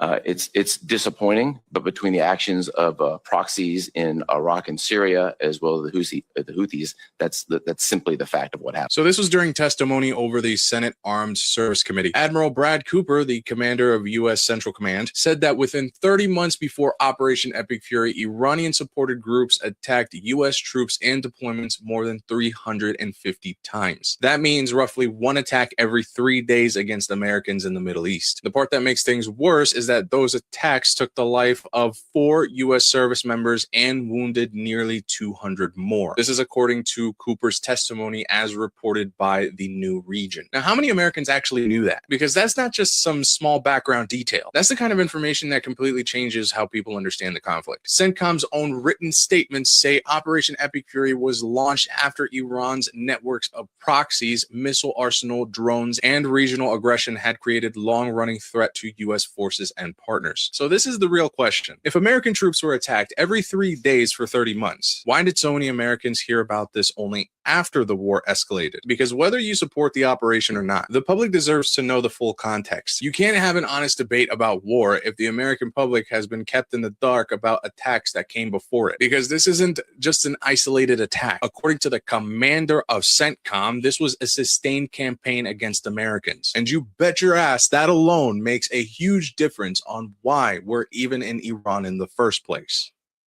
Yeah, so makes sense, right? I mean, we're on their soil. That's the thing. And I get that we're, over there to protect the, the bases or whatever, whatnot. And to hear that there's 350 attacks in 30 months tells you a lot about what's going on over there. I mean, it really is. So, yeah. So I don't like the fact that we're over there at war with anybody. I'm not really into the whole war thing at all. But I mean, if there's a reason for it, why don't they just tell us that there is this going on? The only way you find out is by reading sitcom paper. You know what I mean? You got to read the reports in order to find this stuff out. So we're going to lighten it up just a little bit for a minute. So stand by. Iran made a video about Charlie Kirk. I didn't even know that was in their wheelhouse. It was literally a video. You have this Iranian general just sitting in a chair with his face blurred. He's speaking in English, which means it's to me, okay? But he has an Iranian accent. I know it's an Iranian accent because I lived in LA for 10 years. Like, let me tell you about a Charlie Kirk. I'm like, what do you got for me, General? And he's like, did you know Charlie Kirk was killed by your government? I was like, yes, I did know that. I did actually. He's like, well, while we were hacking Cash Patel for funsies, we got into your FBI's mainframe, no big deal. Apparently the password's Valhalla123. And we found documents that revealed that your government plotted the murder of Charlie Kirk, and it didn't go according to plan. What? Our government botched an assassination attempt? We would never. He says, well, Charlie Kirk was not killed by a bullet. He was killed by an explosive device planted into his microphone that was clipped to his shirt. I know. Mind blown. Better choice of words? Sure. I'm sure a lot of people are asking, what? Who could even plant an explosive device in a small piece of technology and detonate it remotely? Who would do that? But it's a thing, and it is real. And it is real. And it is real. And it is real. And it is real. And it's Israel. They did it with pagers in Lebanon. By the way, where did we get this? Trevor? Best Buy? Was it Tel Aviv Tech? Okay.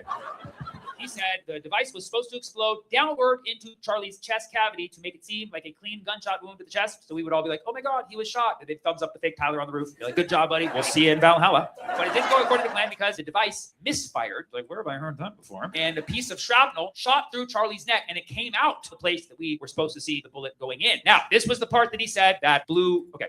This was the part he said that really opened my eyes. He said because it misfired and because it exploded in all sorts of which ways, a bunch of pieces of shrapnel flew everywhere and a lot of them went down and lodged themselves deep into the concrete where Charlie Kirk was speaking. And this is why the next day, a bunch of people came to repave the entire area. So Charlie Kirk is shot and the next morning, a bunch of random guys from God knows where in Israel come and start repaving the entire asphalt. It's like you could have chose a better time to do that. This is literally the weirdest, most eerie part of the Charlie Kirk case aside from Erica. It is the second strangest part about the case. Like if you were watching a crime drama like CSI Orem and somebody gets shot and then like moments later like, oh, nothing to see here. We're just repaving the whole area. That would be like a 10-part series where they're trying to figure out like who the are these contractors? And so then the Iranian general was like, and this is how you know that it was your government who killed Charlie Kirk. Like and subscribe to my page. Hit the bell. I was like, do you have Lego content? The Iranian intelligence, they understand the American mind because they know that Charlie Kirk is a very sensitive issue in the United States. They understand that even better than I did. Because after Charlie Kirk was shot, I honestly didn't even know that much about him. I was like, oh my God, that's horrible. But I still did a stand-up routine because that's what I do. I would do it to any of you. Don't take it personally. I posted it on YouTube and YouTube took it down instantly. That's never happened to me in the history of my whole career. And you've seen some of the things I talk about. That's how many people flagged it saying, no, they were upset. They were very sensitive about it. I didn't know you can't make jokes the same day. All right, that was stuff on my part. I should have at least waited for the cement to dry.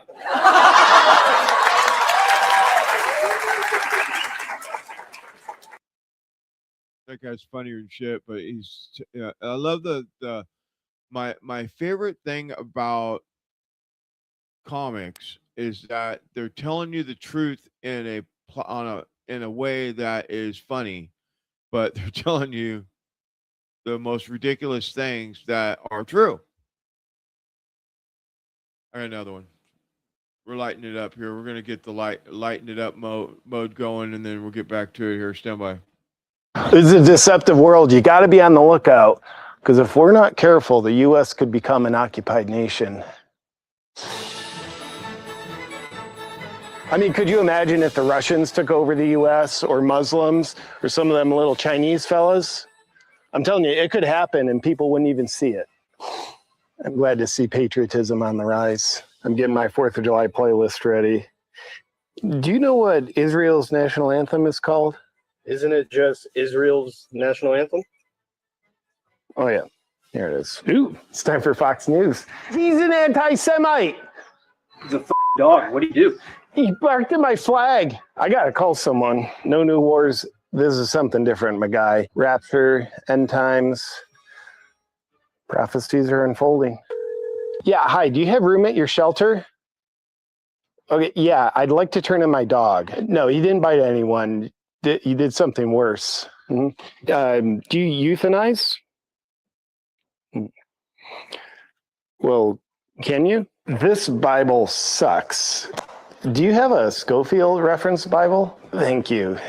This one is much better. Wow, this is beautiful. We could use a data center here.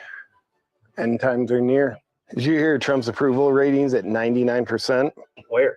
In Israel. Proves he's doing a great job for America. I love the new direction TPUSA is going in. If Charlie Kirk was alive, I guarantee he'd be for war with Iran, and he'd be against Thomas Massey, his favorite congressman. And he wouldn't be friends with his friends Candace and Tucker. And he would have went back to pro-Israel causes that he turned his back on. To think he'd have the same views that he had when he was alive is totally naive. Right? No, he's delivering on all his campaign promises. And I think the swamp is fully drained. Let me read this to you. We firmly reject the false and dangerous narrative that criticism of Zionism constitutes anti-Semitism. Anti-Zionism is not anti-Semitism. Judaism and Zionism are not synonymous. That's anti-Semitic. Who wrote that? A Jewish rabbi. Well, you got yourself an anti-Semite right there. The rabbi also said Zionism is antithetical to Judaism. The Jew hate Israel. The Jew hate Israel. The Jew hate Israel? Ooh, roasted him. Laura Loomer is quite an intellectual. Of course, Thomas Massey lost. And let this be a lesson in what happens when you're disloyal to Trump. I love being loyal to a person above all else. Like, is there anything more important to be loyal to? Keep that to use as rag. Yeah. What do you think about people that don't want to send foreign aid to Israel? Oh, that's not pro-America. That's certainly not America first. How is continuing to send $13 billion every year to Israel America first? Because that money is in America first, and then it goes to Israel second. So by definition, it's America first. It's good to be a patriot.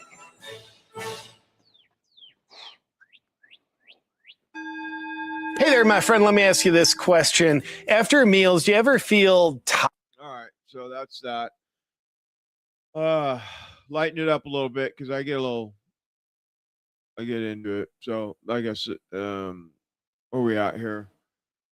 Bump. Oh yeah, I got more shit going on here. Let me see here. Let's play this. So America is actually waking up to the fact that we're in a, interesting place with Israel. And Rogan was talking about it, and I was like, yeah, the messaging is pretty good. I think he's off a little bit, but let's roll this clip and then we'll talk about it on the other side. How much influence does Israel have on our country? Israel's controlling our government. Israel controls us. The government of Israel controls the United States. Israel is in control of our government. Israel controls America. There's no easy way to say this other than the United States is being controlled by Israel. The man controlling our military, Benjamin Netanyahu. It feels like we're just owned by Israel. And we just never knew it. Is this being done for America or for Israel? Israel is losing support here in the United States. Why do you think AIPAC is buying out U.S. politicians, and what exactly are they buying? They're buying allegiance. Never taken money from the Israel lobby, have you?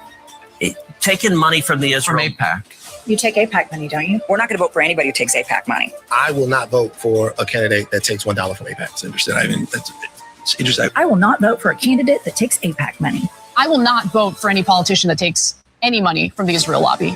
We don't want candidates who are taking money from AIPAC. Yeah. Will you be taking money from AIPAC? No, I will not be accepting money from AIPAC. AIPAC, I'm coming to tear your kingdom down. Do you think AIPAC should register as a foreign lobby?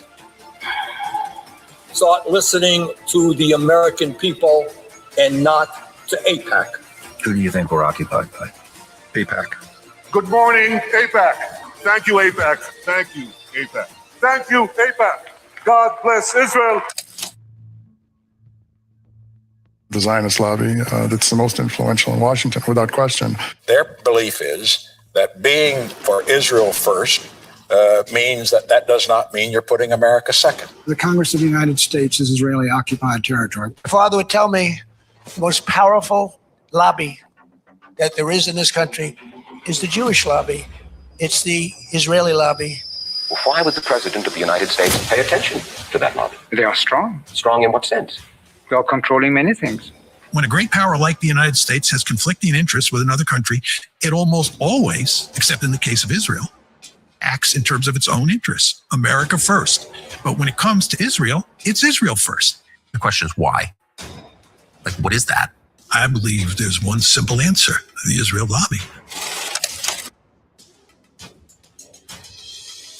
Israel has an overwhelming lobby over the United States government. We have fought their wars in the Middle East. I'd like to ask about your father's relationship with Israel. He's taken over $230 million from pro-Israel groups. That receives $400,000 from AIPAC. Why can I burn an American flag in my country, but I get a mark by my name if I burn Israel's? What are you doing to prevent the use of our taxes to starve and kill people in Gaza? How can somebody pledge allegiance to two countries at the same time? Do you think it's a conflict of interest for Miriam Adelson, an Israeli donor, to give millions of dollars to his campaign and then Trump have pro-Israeli policies? And you continue to support Israel. Why? Why do you do that? The Israeli attack in 1967 on the USS Liberty, which left dozens of American servicemen dead and hundreds wounded. But there's no reason why we even have to be enemies with Iran. This is Israel's problem. We don't need to be involved in this. Sorry, we got our own issues here. Our taxpayer dollars can build schools and hospitals in America, not bombs to destroy them in Gaza. As a Jewish person, there is no Zionist gene that I have or that Jews have. And as an American, over 60% of Jewish Americans believe Israel has committed war crimes. Jewish Americans. I am horrified by the Israeli government's massacre of well over 65,000 Palestinians in Gaza. How could it be done to you and your ancestors, and you turn around and you do it to someone else? Zionism and Zionists hate Jews and Judaism. Christians, Jews, and Muslims stand shoulder to shoulder against the Zionist empire and the genocide in Gaza. How are you going to be America first when you're Israel instead? You can't have it both ways. Charlie was starting to have serious questions about Israel.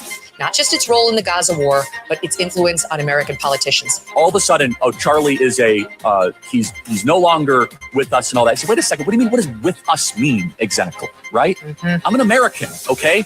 Like, I represent this country. Why are we going to war with Iran? I don't think we should be fighting wars on behalf of Israel. Israel forced our hand and dragged us into this war.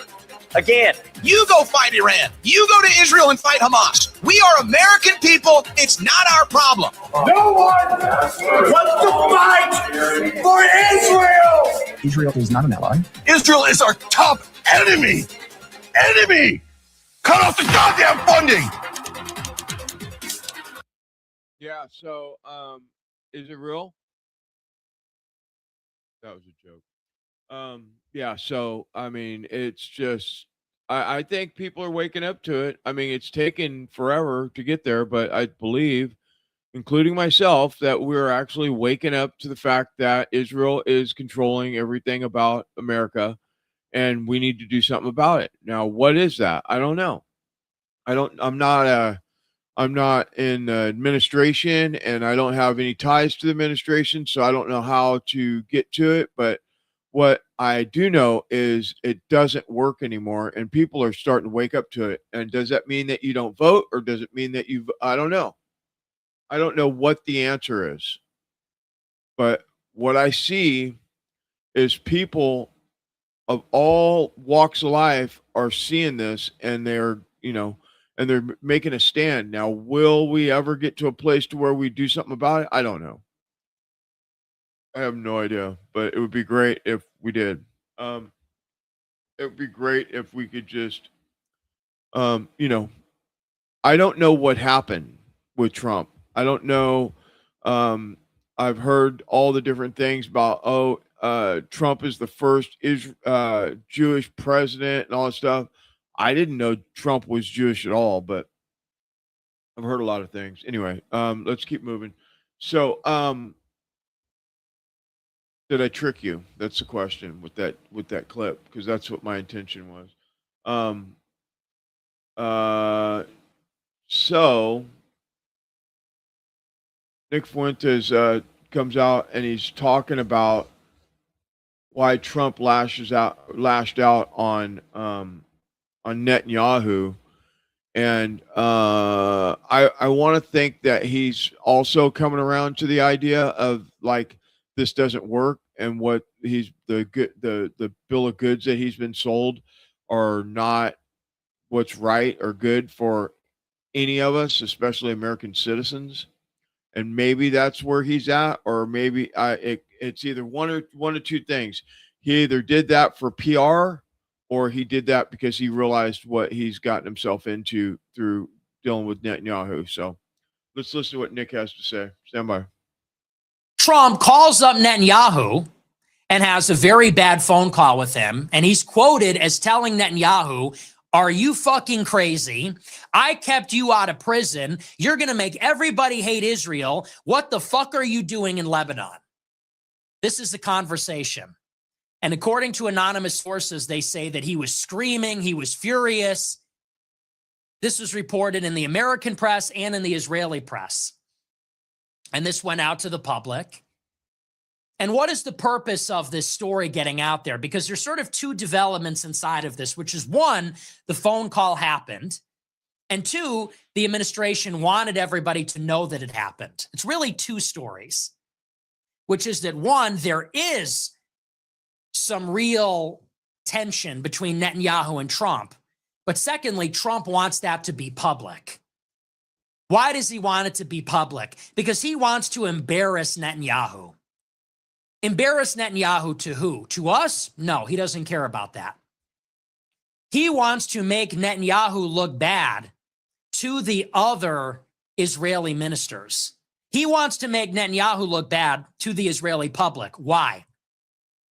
Because Israeli elections must be held before late October of this year. And if the Israeli prime minister is seen as messing up the U.S.-Israel relationship, then that person becomes deeply unpopular. Because the U.S.-Israel relationship is Israel's most important relationship. So the Israelis are going to look at Trump and Netanyahu, and they're going to say, Netanyahu, why is our top goy mad? Why is King Goy mad? Trump is your slave. He's doing everything for us. He is the most pro-Israel president. If King Goy is not happy, you're fucking up. Why is our Goy, why is King Goy not happy? Why is our golem throwing a temper tantrum on the phone? What did you do to piss this guy off? This guy has given us $25 billion in aid. He gave us Iran. He gave us Gaza. He gave us the West Bank. What did you do to upset this guy? You're messing everything up. And this is to make Netanyahu unpopular before the Israeli elections. Why? Because Trump is actually trying to leverage Netanyahu into stopping the fighting in Lebanon so that Trump can make a deal with Iran. Trump is basically saying, look, I'm fighting this war for you. And he's basically said that explicitly in public. He has said to the press, who is this war even for? It's for the Gulf countries and Israel. Trump has literally said it to the press. We are fighting this war on behalf of Saudi Arabia, Qatar, the UAE, Kuwait, Bahrain, and Israel. He says, so why the fuck aren't they helping us? Why is it on us to open up the strait? It's their oil. Why is it on us to finish the job and destroy Iran? It's their airports and hotels and desalination plants that are getting hit with drones and missiles. So what are they doing? And Trump is also saying, by the way, this war is also ruining my favorability and approval rating. His approval rating is lower than ever. They're getting killed in the generic ballot. They're going to lose the midterms. Gas is $5 a gallon. And so Trump is saying, why am I losing popularity fighting your war that you won't even help us win? And he goes to Israel, and how about you? You think you're going to sail to re-election? Well, my party is going to lose the lower chamber? I don't think so. So Trump says, if you won't help me end the war and salvage my presidency, well, then maybe I'm going to throw a wrench in your re-election plans. And so this is why Trump gets on the phone with Netanyahu and says, you're fucking crazy. And in particular, what does Trump say to Netanyahu? He says, you're turning the whole world against Israel. Why did he say that? Why did that detail get leaked? Well, who cares? Who cares if the whole world turns against Israel? Israel cares. That's who cares. America does not care about this news. Iran does not care about this news. Russia does not care about this news. But if that detail in particular gets leaked, that Trump is telling Netanyahu, hey, man, you're on your own. You're crazy. You have pissed me off. I got you out of jail. And by the way, you're making everyone hate Israel. The whole world already hates Israel. You want me to hate Israel too? And what this does is this induces this anxiety among the Israeli electorate. Israelis are going to say, wow, Netanyahu is really messing this up. Netanyahu sold us that this war was going to defeat Iran and we would be in this victorious position. But in actuality, we have failed, and all Netanyahu is doing now is isolating Israel. And now we have no allies, and we didn't defeat Iran. We just pissed them off. What's this guy doing? Yeah, so point taken well. I believe that is a very good point, because when you think about what's going on right now, where Trump is starting to backpedal a little bit on the whole war, I mean, and if it's true that they have hostages because from what happened 2 months ago, this all makes sense. And now American citizens are caught up in this crossfire of what's going on with Iran. It makes complete sense to me. And the question is, what is going to happen next? Is Israel going to do a false flag? They're really good at that, we know. So be interesting to see what happens in the next days about that, because well, every time we get to a place to where the war is going to end, Israel does something. So what will they do this time? We'll have to wait and see. Looking at this Oh, yeah. Stand by. Section 622 hands over the intelligence keys to Israel. Do you know about this? So, a few days ago, America signs a bill or finishes Section 622 to hand over a United States intelligence to Israel. Check it out.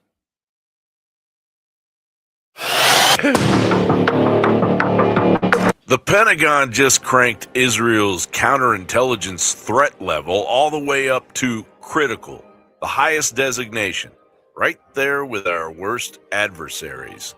U.S. officials are now using burner phones and staying tight-lipped in hotel rooms when they visit Israel because the Israelis are aggressively spying on top Trump administration people, digging for inside dope on decisions about Iran and Lebanon. This isn't some rogue operation. It's all coordinated, hyper-aggressive espionage from our so-called closest ally. Jonathan Pollard-style damage from the past should have been a warning, but here we are again. Americans are rightly asking how an ally that spies on us at this level gets treated like family. With me, I don't care if you start throwing nukes immediately, responsibly, but immediately. And a case that I've been pushing is the use of an electromagnetic pulse weapon or weapons against Iran. Why are we waiting to get hit? That's Jonathan Pollard, the most famous Israeli spy in modern history, who sold out our secrets, got our agents killed, you name it. He sold to the Russians, the Chinese, the Israelis, everybody.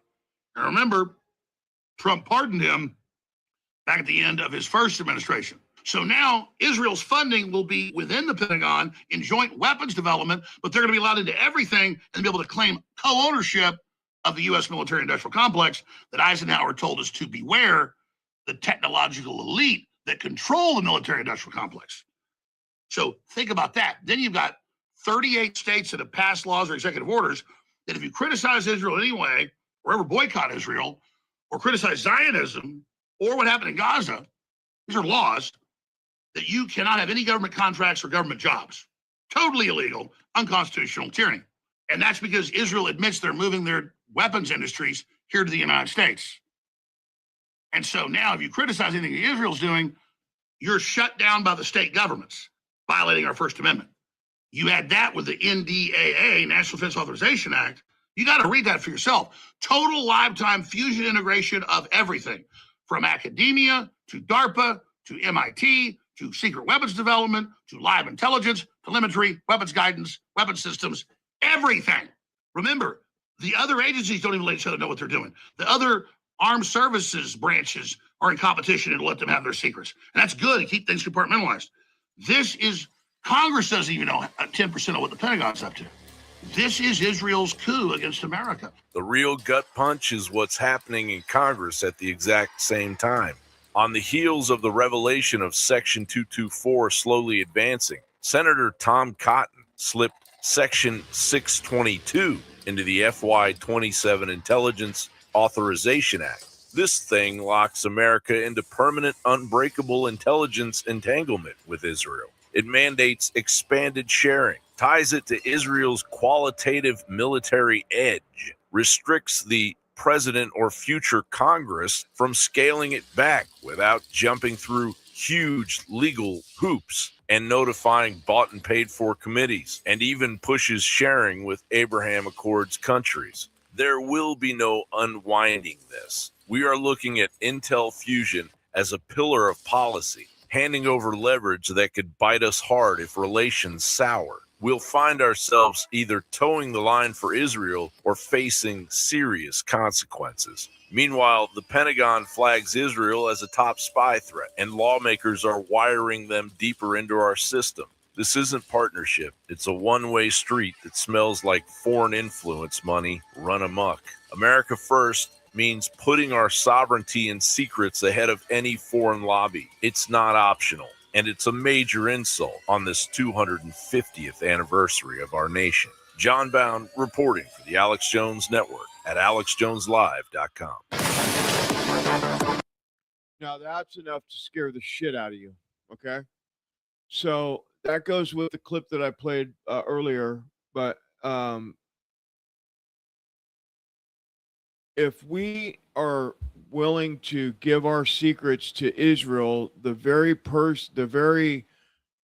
people that have been the number one threat, really, when you think about it, they are the number one threat because of all the things that they're doing to America through proxy, whether it's Jonathan Pollard or any host of other things that's happened, 9/11, all these, assassinations. I mean, all the different things that's happened is all Israel is all wrapped in it.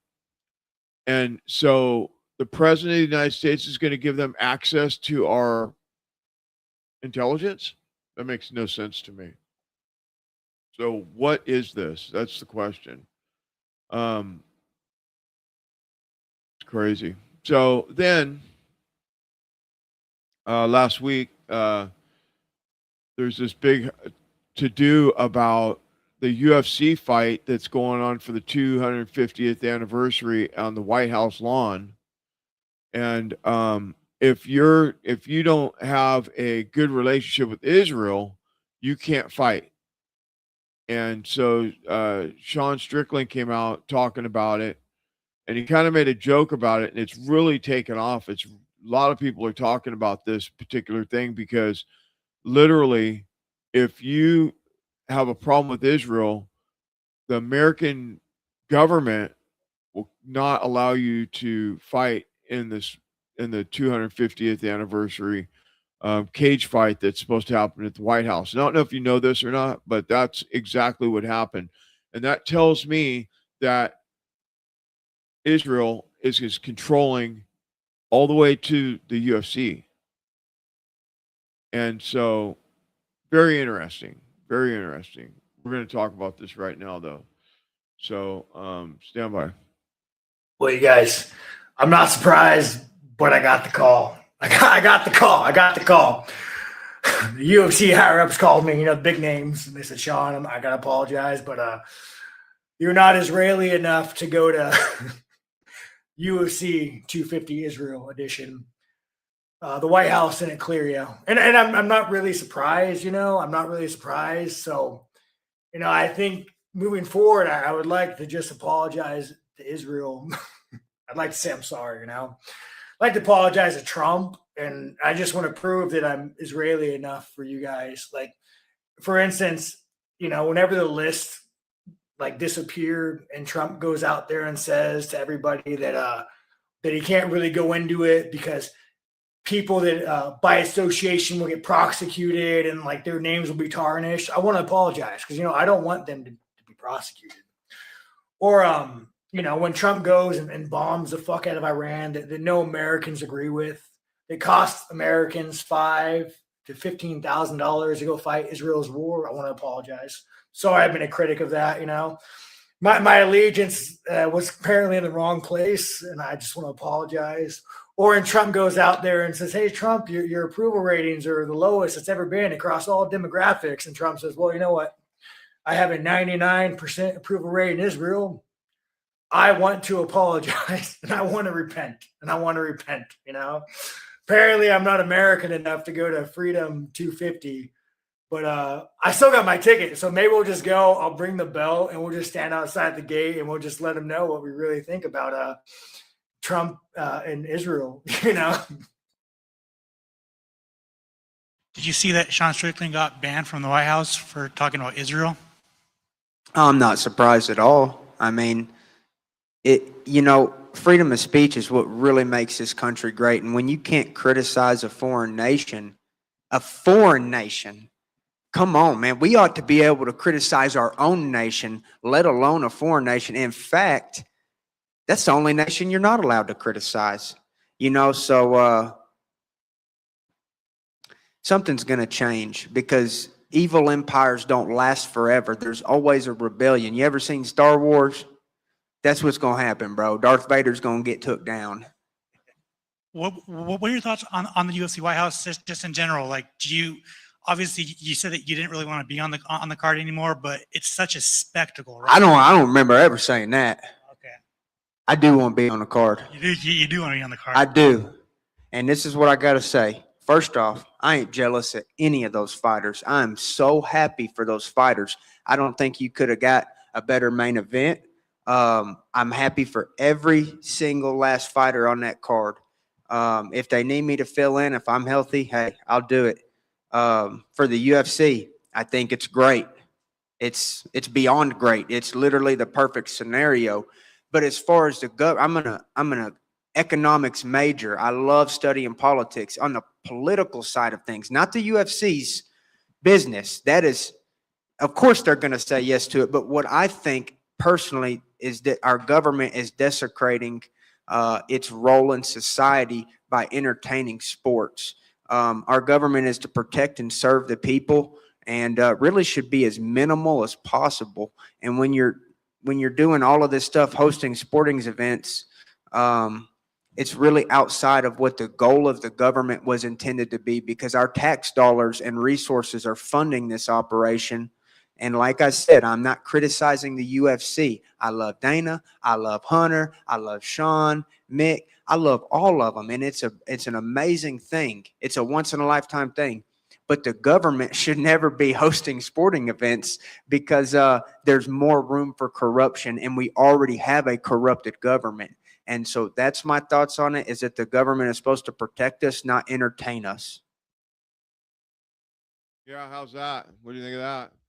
That couldn't have been said any better. And, it's kind of weird that, and I get that Trump is close to Dana White and all that stuff, and, and all that stuff that's going on. He gets a red carpet treatment every time he goes to UFCs and all that stuff. I get that.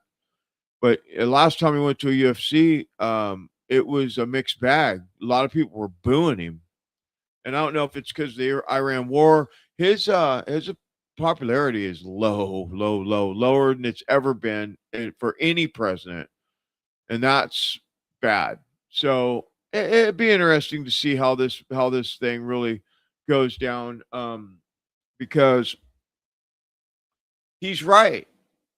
Bryce is right. A government should not be hosting a UFC event or any sporting event, because their job is to protect the American people, not the Israel, not the Pakistan. No, American people. Their job is to protect the American people. I can't say that enough. It's kind of degrading to think that this administration is protecting Israel over the United States. It really is not good. And I thought I'd never be talking about Israel so much as I am right now, but this is just where we're at. We are just where we're at. And it's a damn shame. Let's listen to what Alex had to say about this whole thing. Stand by. UFC fighters, Americans, being told, oh, you were on the list to come to the UFC fight, but now because you were critical of what happened in Gaza, you're not invited. Sean Strickland, by the way, I'm going to try to get him on the show, said, I'm sorry, F. Epstein wasn't an Israeli asset. Maxwell being moved to a resort prison was a good thing and not suspicious. I've repented. I am a good goy, meaning a cattle. And that's his response, being uninvited to the White House of the UFC. You don't think they have a team to scan your socials before clearing you. And that's what Bo Hightower said in response to Sean Strickland. Ghislaine Maxwell getting work release. Government is effing compromise. Mother effer, this better be some long game where a massive effing list is made with receipts, or Trump effed kids. This can only mean two things. And that was back in August of last year. So what are people supposed to do? Just shut up about all this?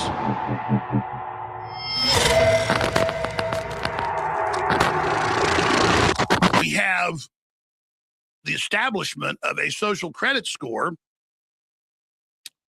through the executive branch, and it feeds into what the globalists want in Europe and the rest of the world, and what the Democrats were trying to push. And Trump has put the kibosh for now on the UN and Bill Gates' World ID plan and social credit score. But through his presidency, and then through 38 states now, they are passing laws, or have passed laws, that if you're critical of Israel in any way, you will be ostracized, can't get government contracts, and then ultimately will just be made homeless on the continent your forebears conquered. And that's really come to a head with UFC fighters, Americans, being told, oh, you were on the list to come to the UFC fight, but now because you were critical of what happened in Gaza, you're not invited. And so this has really caught people's attention, and they're very, very upset about it. And that's important, but no one's understanding it. It's a social credit score. They're just thinking, oh my gosh, this is censorship or this is control. Well, it's worse than that. And Israel is being used in anti-Semitism or combating that as the mechanism to bring this in, but it's going to be used across the board. Everything you see in Europe or the UK or Canada, that's the plans here.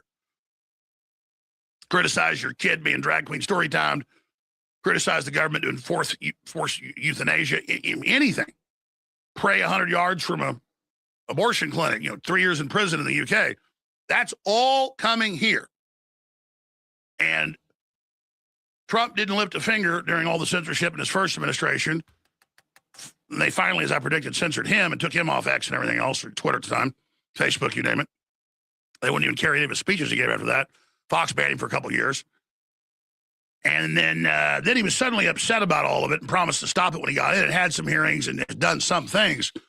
But now he's just completely going with the Israel lobby and their blueprint for censorship and control. So Sean Strickland, by the way, I'm going to try to get him on the show, said, I'm sorry, F. Epstein wasn't an Israeli asset. Maxwell being moved to a resort prison was a good thing and not suspicious. I've repented. I am a good goy, meaning a cattle. And that's his response, being uninvited to the White House of the UFC. You don't think, well, let's go back to, I'm going to read that other part first. Thanks. You don't think they have a term to a team to scan your socials before clearing you. And that's what Bo Hightower said in response to Sean Strickland. It's like Maxwell getting work release. Government is effing compromise. Mother effer, this better be some long game where a massive effing list is made with receipts, or Trump effed kids. This can only mean two things. And that was back in August of last year. So what are people supposed to do? Just shut up about all this? And Todd Blanche, who Trump is now nominated to be the AG, that's kind of a big story. By the way, I meant to send that to you guys, but I didn't see it in my Stagmates probably here. But reprint me, Trump nominates Todd Blanche officially to be the AG, which I predicted. Terrible Democrat lawyer, sold everybody out, killed the investigations into government weaponization against Trump's top supporters. It's just really terrible news. He got really freaked out when he was in congressional hearings yesterday, and they showed him, we've got the unredacted list. We know who these rich and powerful people are. And Blanche wouldn't even respond. Yeah, there you go. Trump to nominate Todd Blanche to be Attorney General. The most banned man in America, Alex Jones. Yep. So, yeah, I mean, what do you do? I guess you just keep doing what we do. I'm going to just keep talking about it, and hopefully at some point the message gets out to Trump that what he's doing doesn't serve the American people. I mean, I don't know. I mean, what else can we? I guess we could all go to D.C. and take a chance on going to fucking the gulag for bullhorning the White House or Mar-a-Lago or whatever. But, I mean, what do we do? I mean, I have no idea how you get out of this one, because this one's bad. This one is bad. It's bad. Anyway. If you haven't, please go to the description in the video and check out the sponsors, please. Please also, if you haven't subscribed to the channel, I don't know why you haven't. It's totally free. We appreciate it if you'd subscribe to the channel. It helps the algorithm. Leave a comment. Share the information everywhere. Cut it up into videos, whatever. All I ask is if you do that, please just tag me in it so people can find me. Really do appreciate it. We'll be back Monday night. we do an earlier show on Monday nights, so I'm looking forward to that. Can't wait to be here. I hope this information has reached you in a way that the intention is. I don't pretend to know something. I just give you the information as I know it, and all the research that I do, so that hopefully, if you don't know, maybe something here reached you, so you know what's going on. A little bit is better than nothing. And the unfortunate part of all this is once you know, once you see it, you can't unsee it. So yeah, it's just the way it goes, man. So we're gonna end this broadcast tonight. I want to thank you all for being here. God bless you all. We'll be back on Monday at 8 o'clock, maybe 7, but probably 8 o'clock to I got through everything. I'm really proud of myself that I got through all those clips. It was like 30 clips tonight. And God bless you all. Be safe out there. Please share the content. It's free. It's open source. You don't have to ask for my permission to use it. Please do. Get the message out and be safe out there. And God bless you all. Have a good night.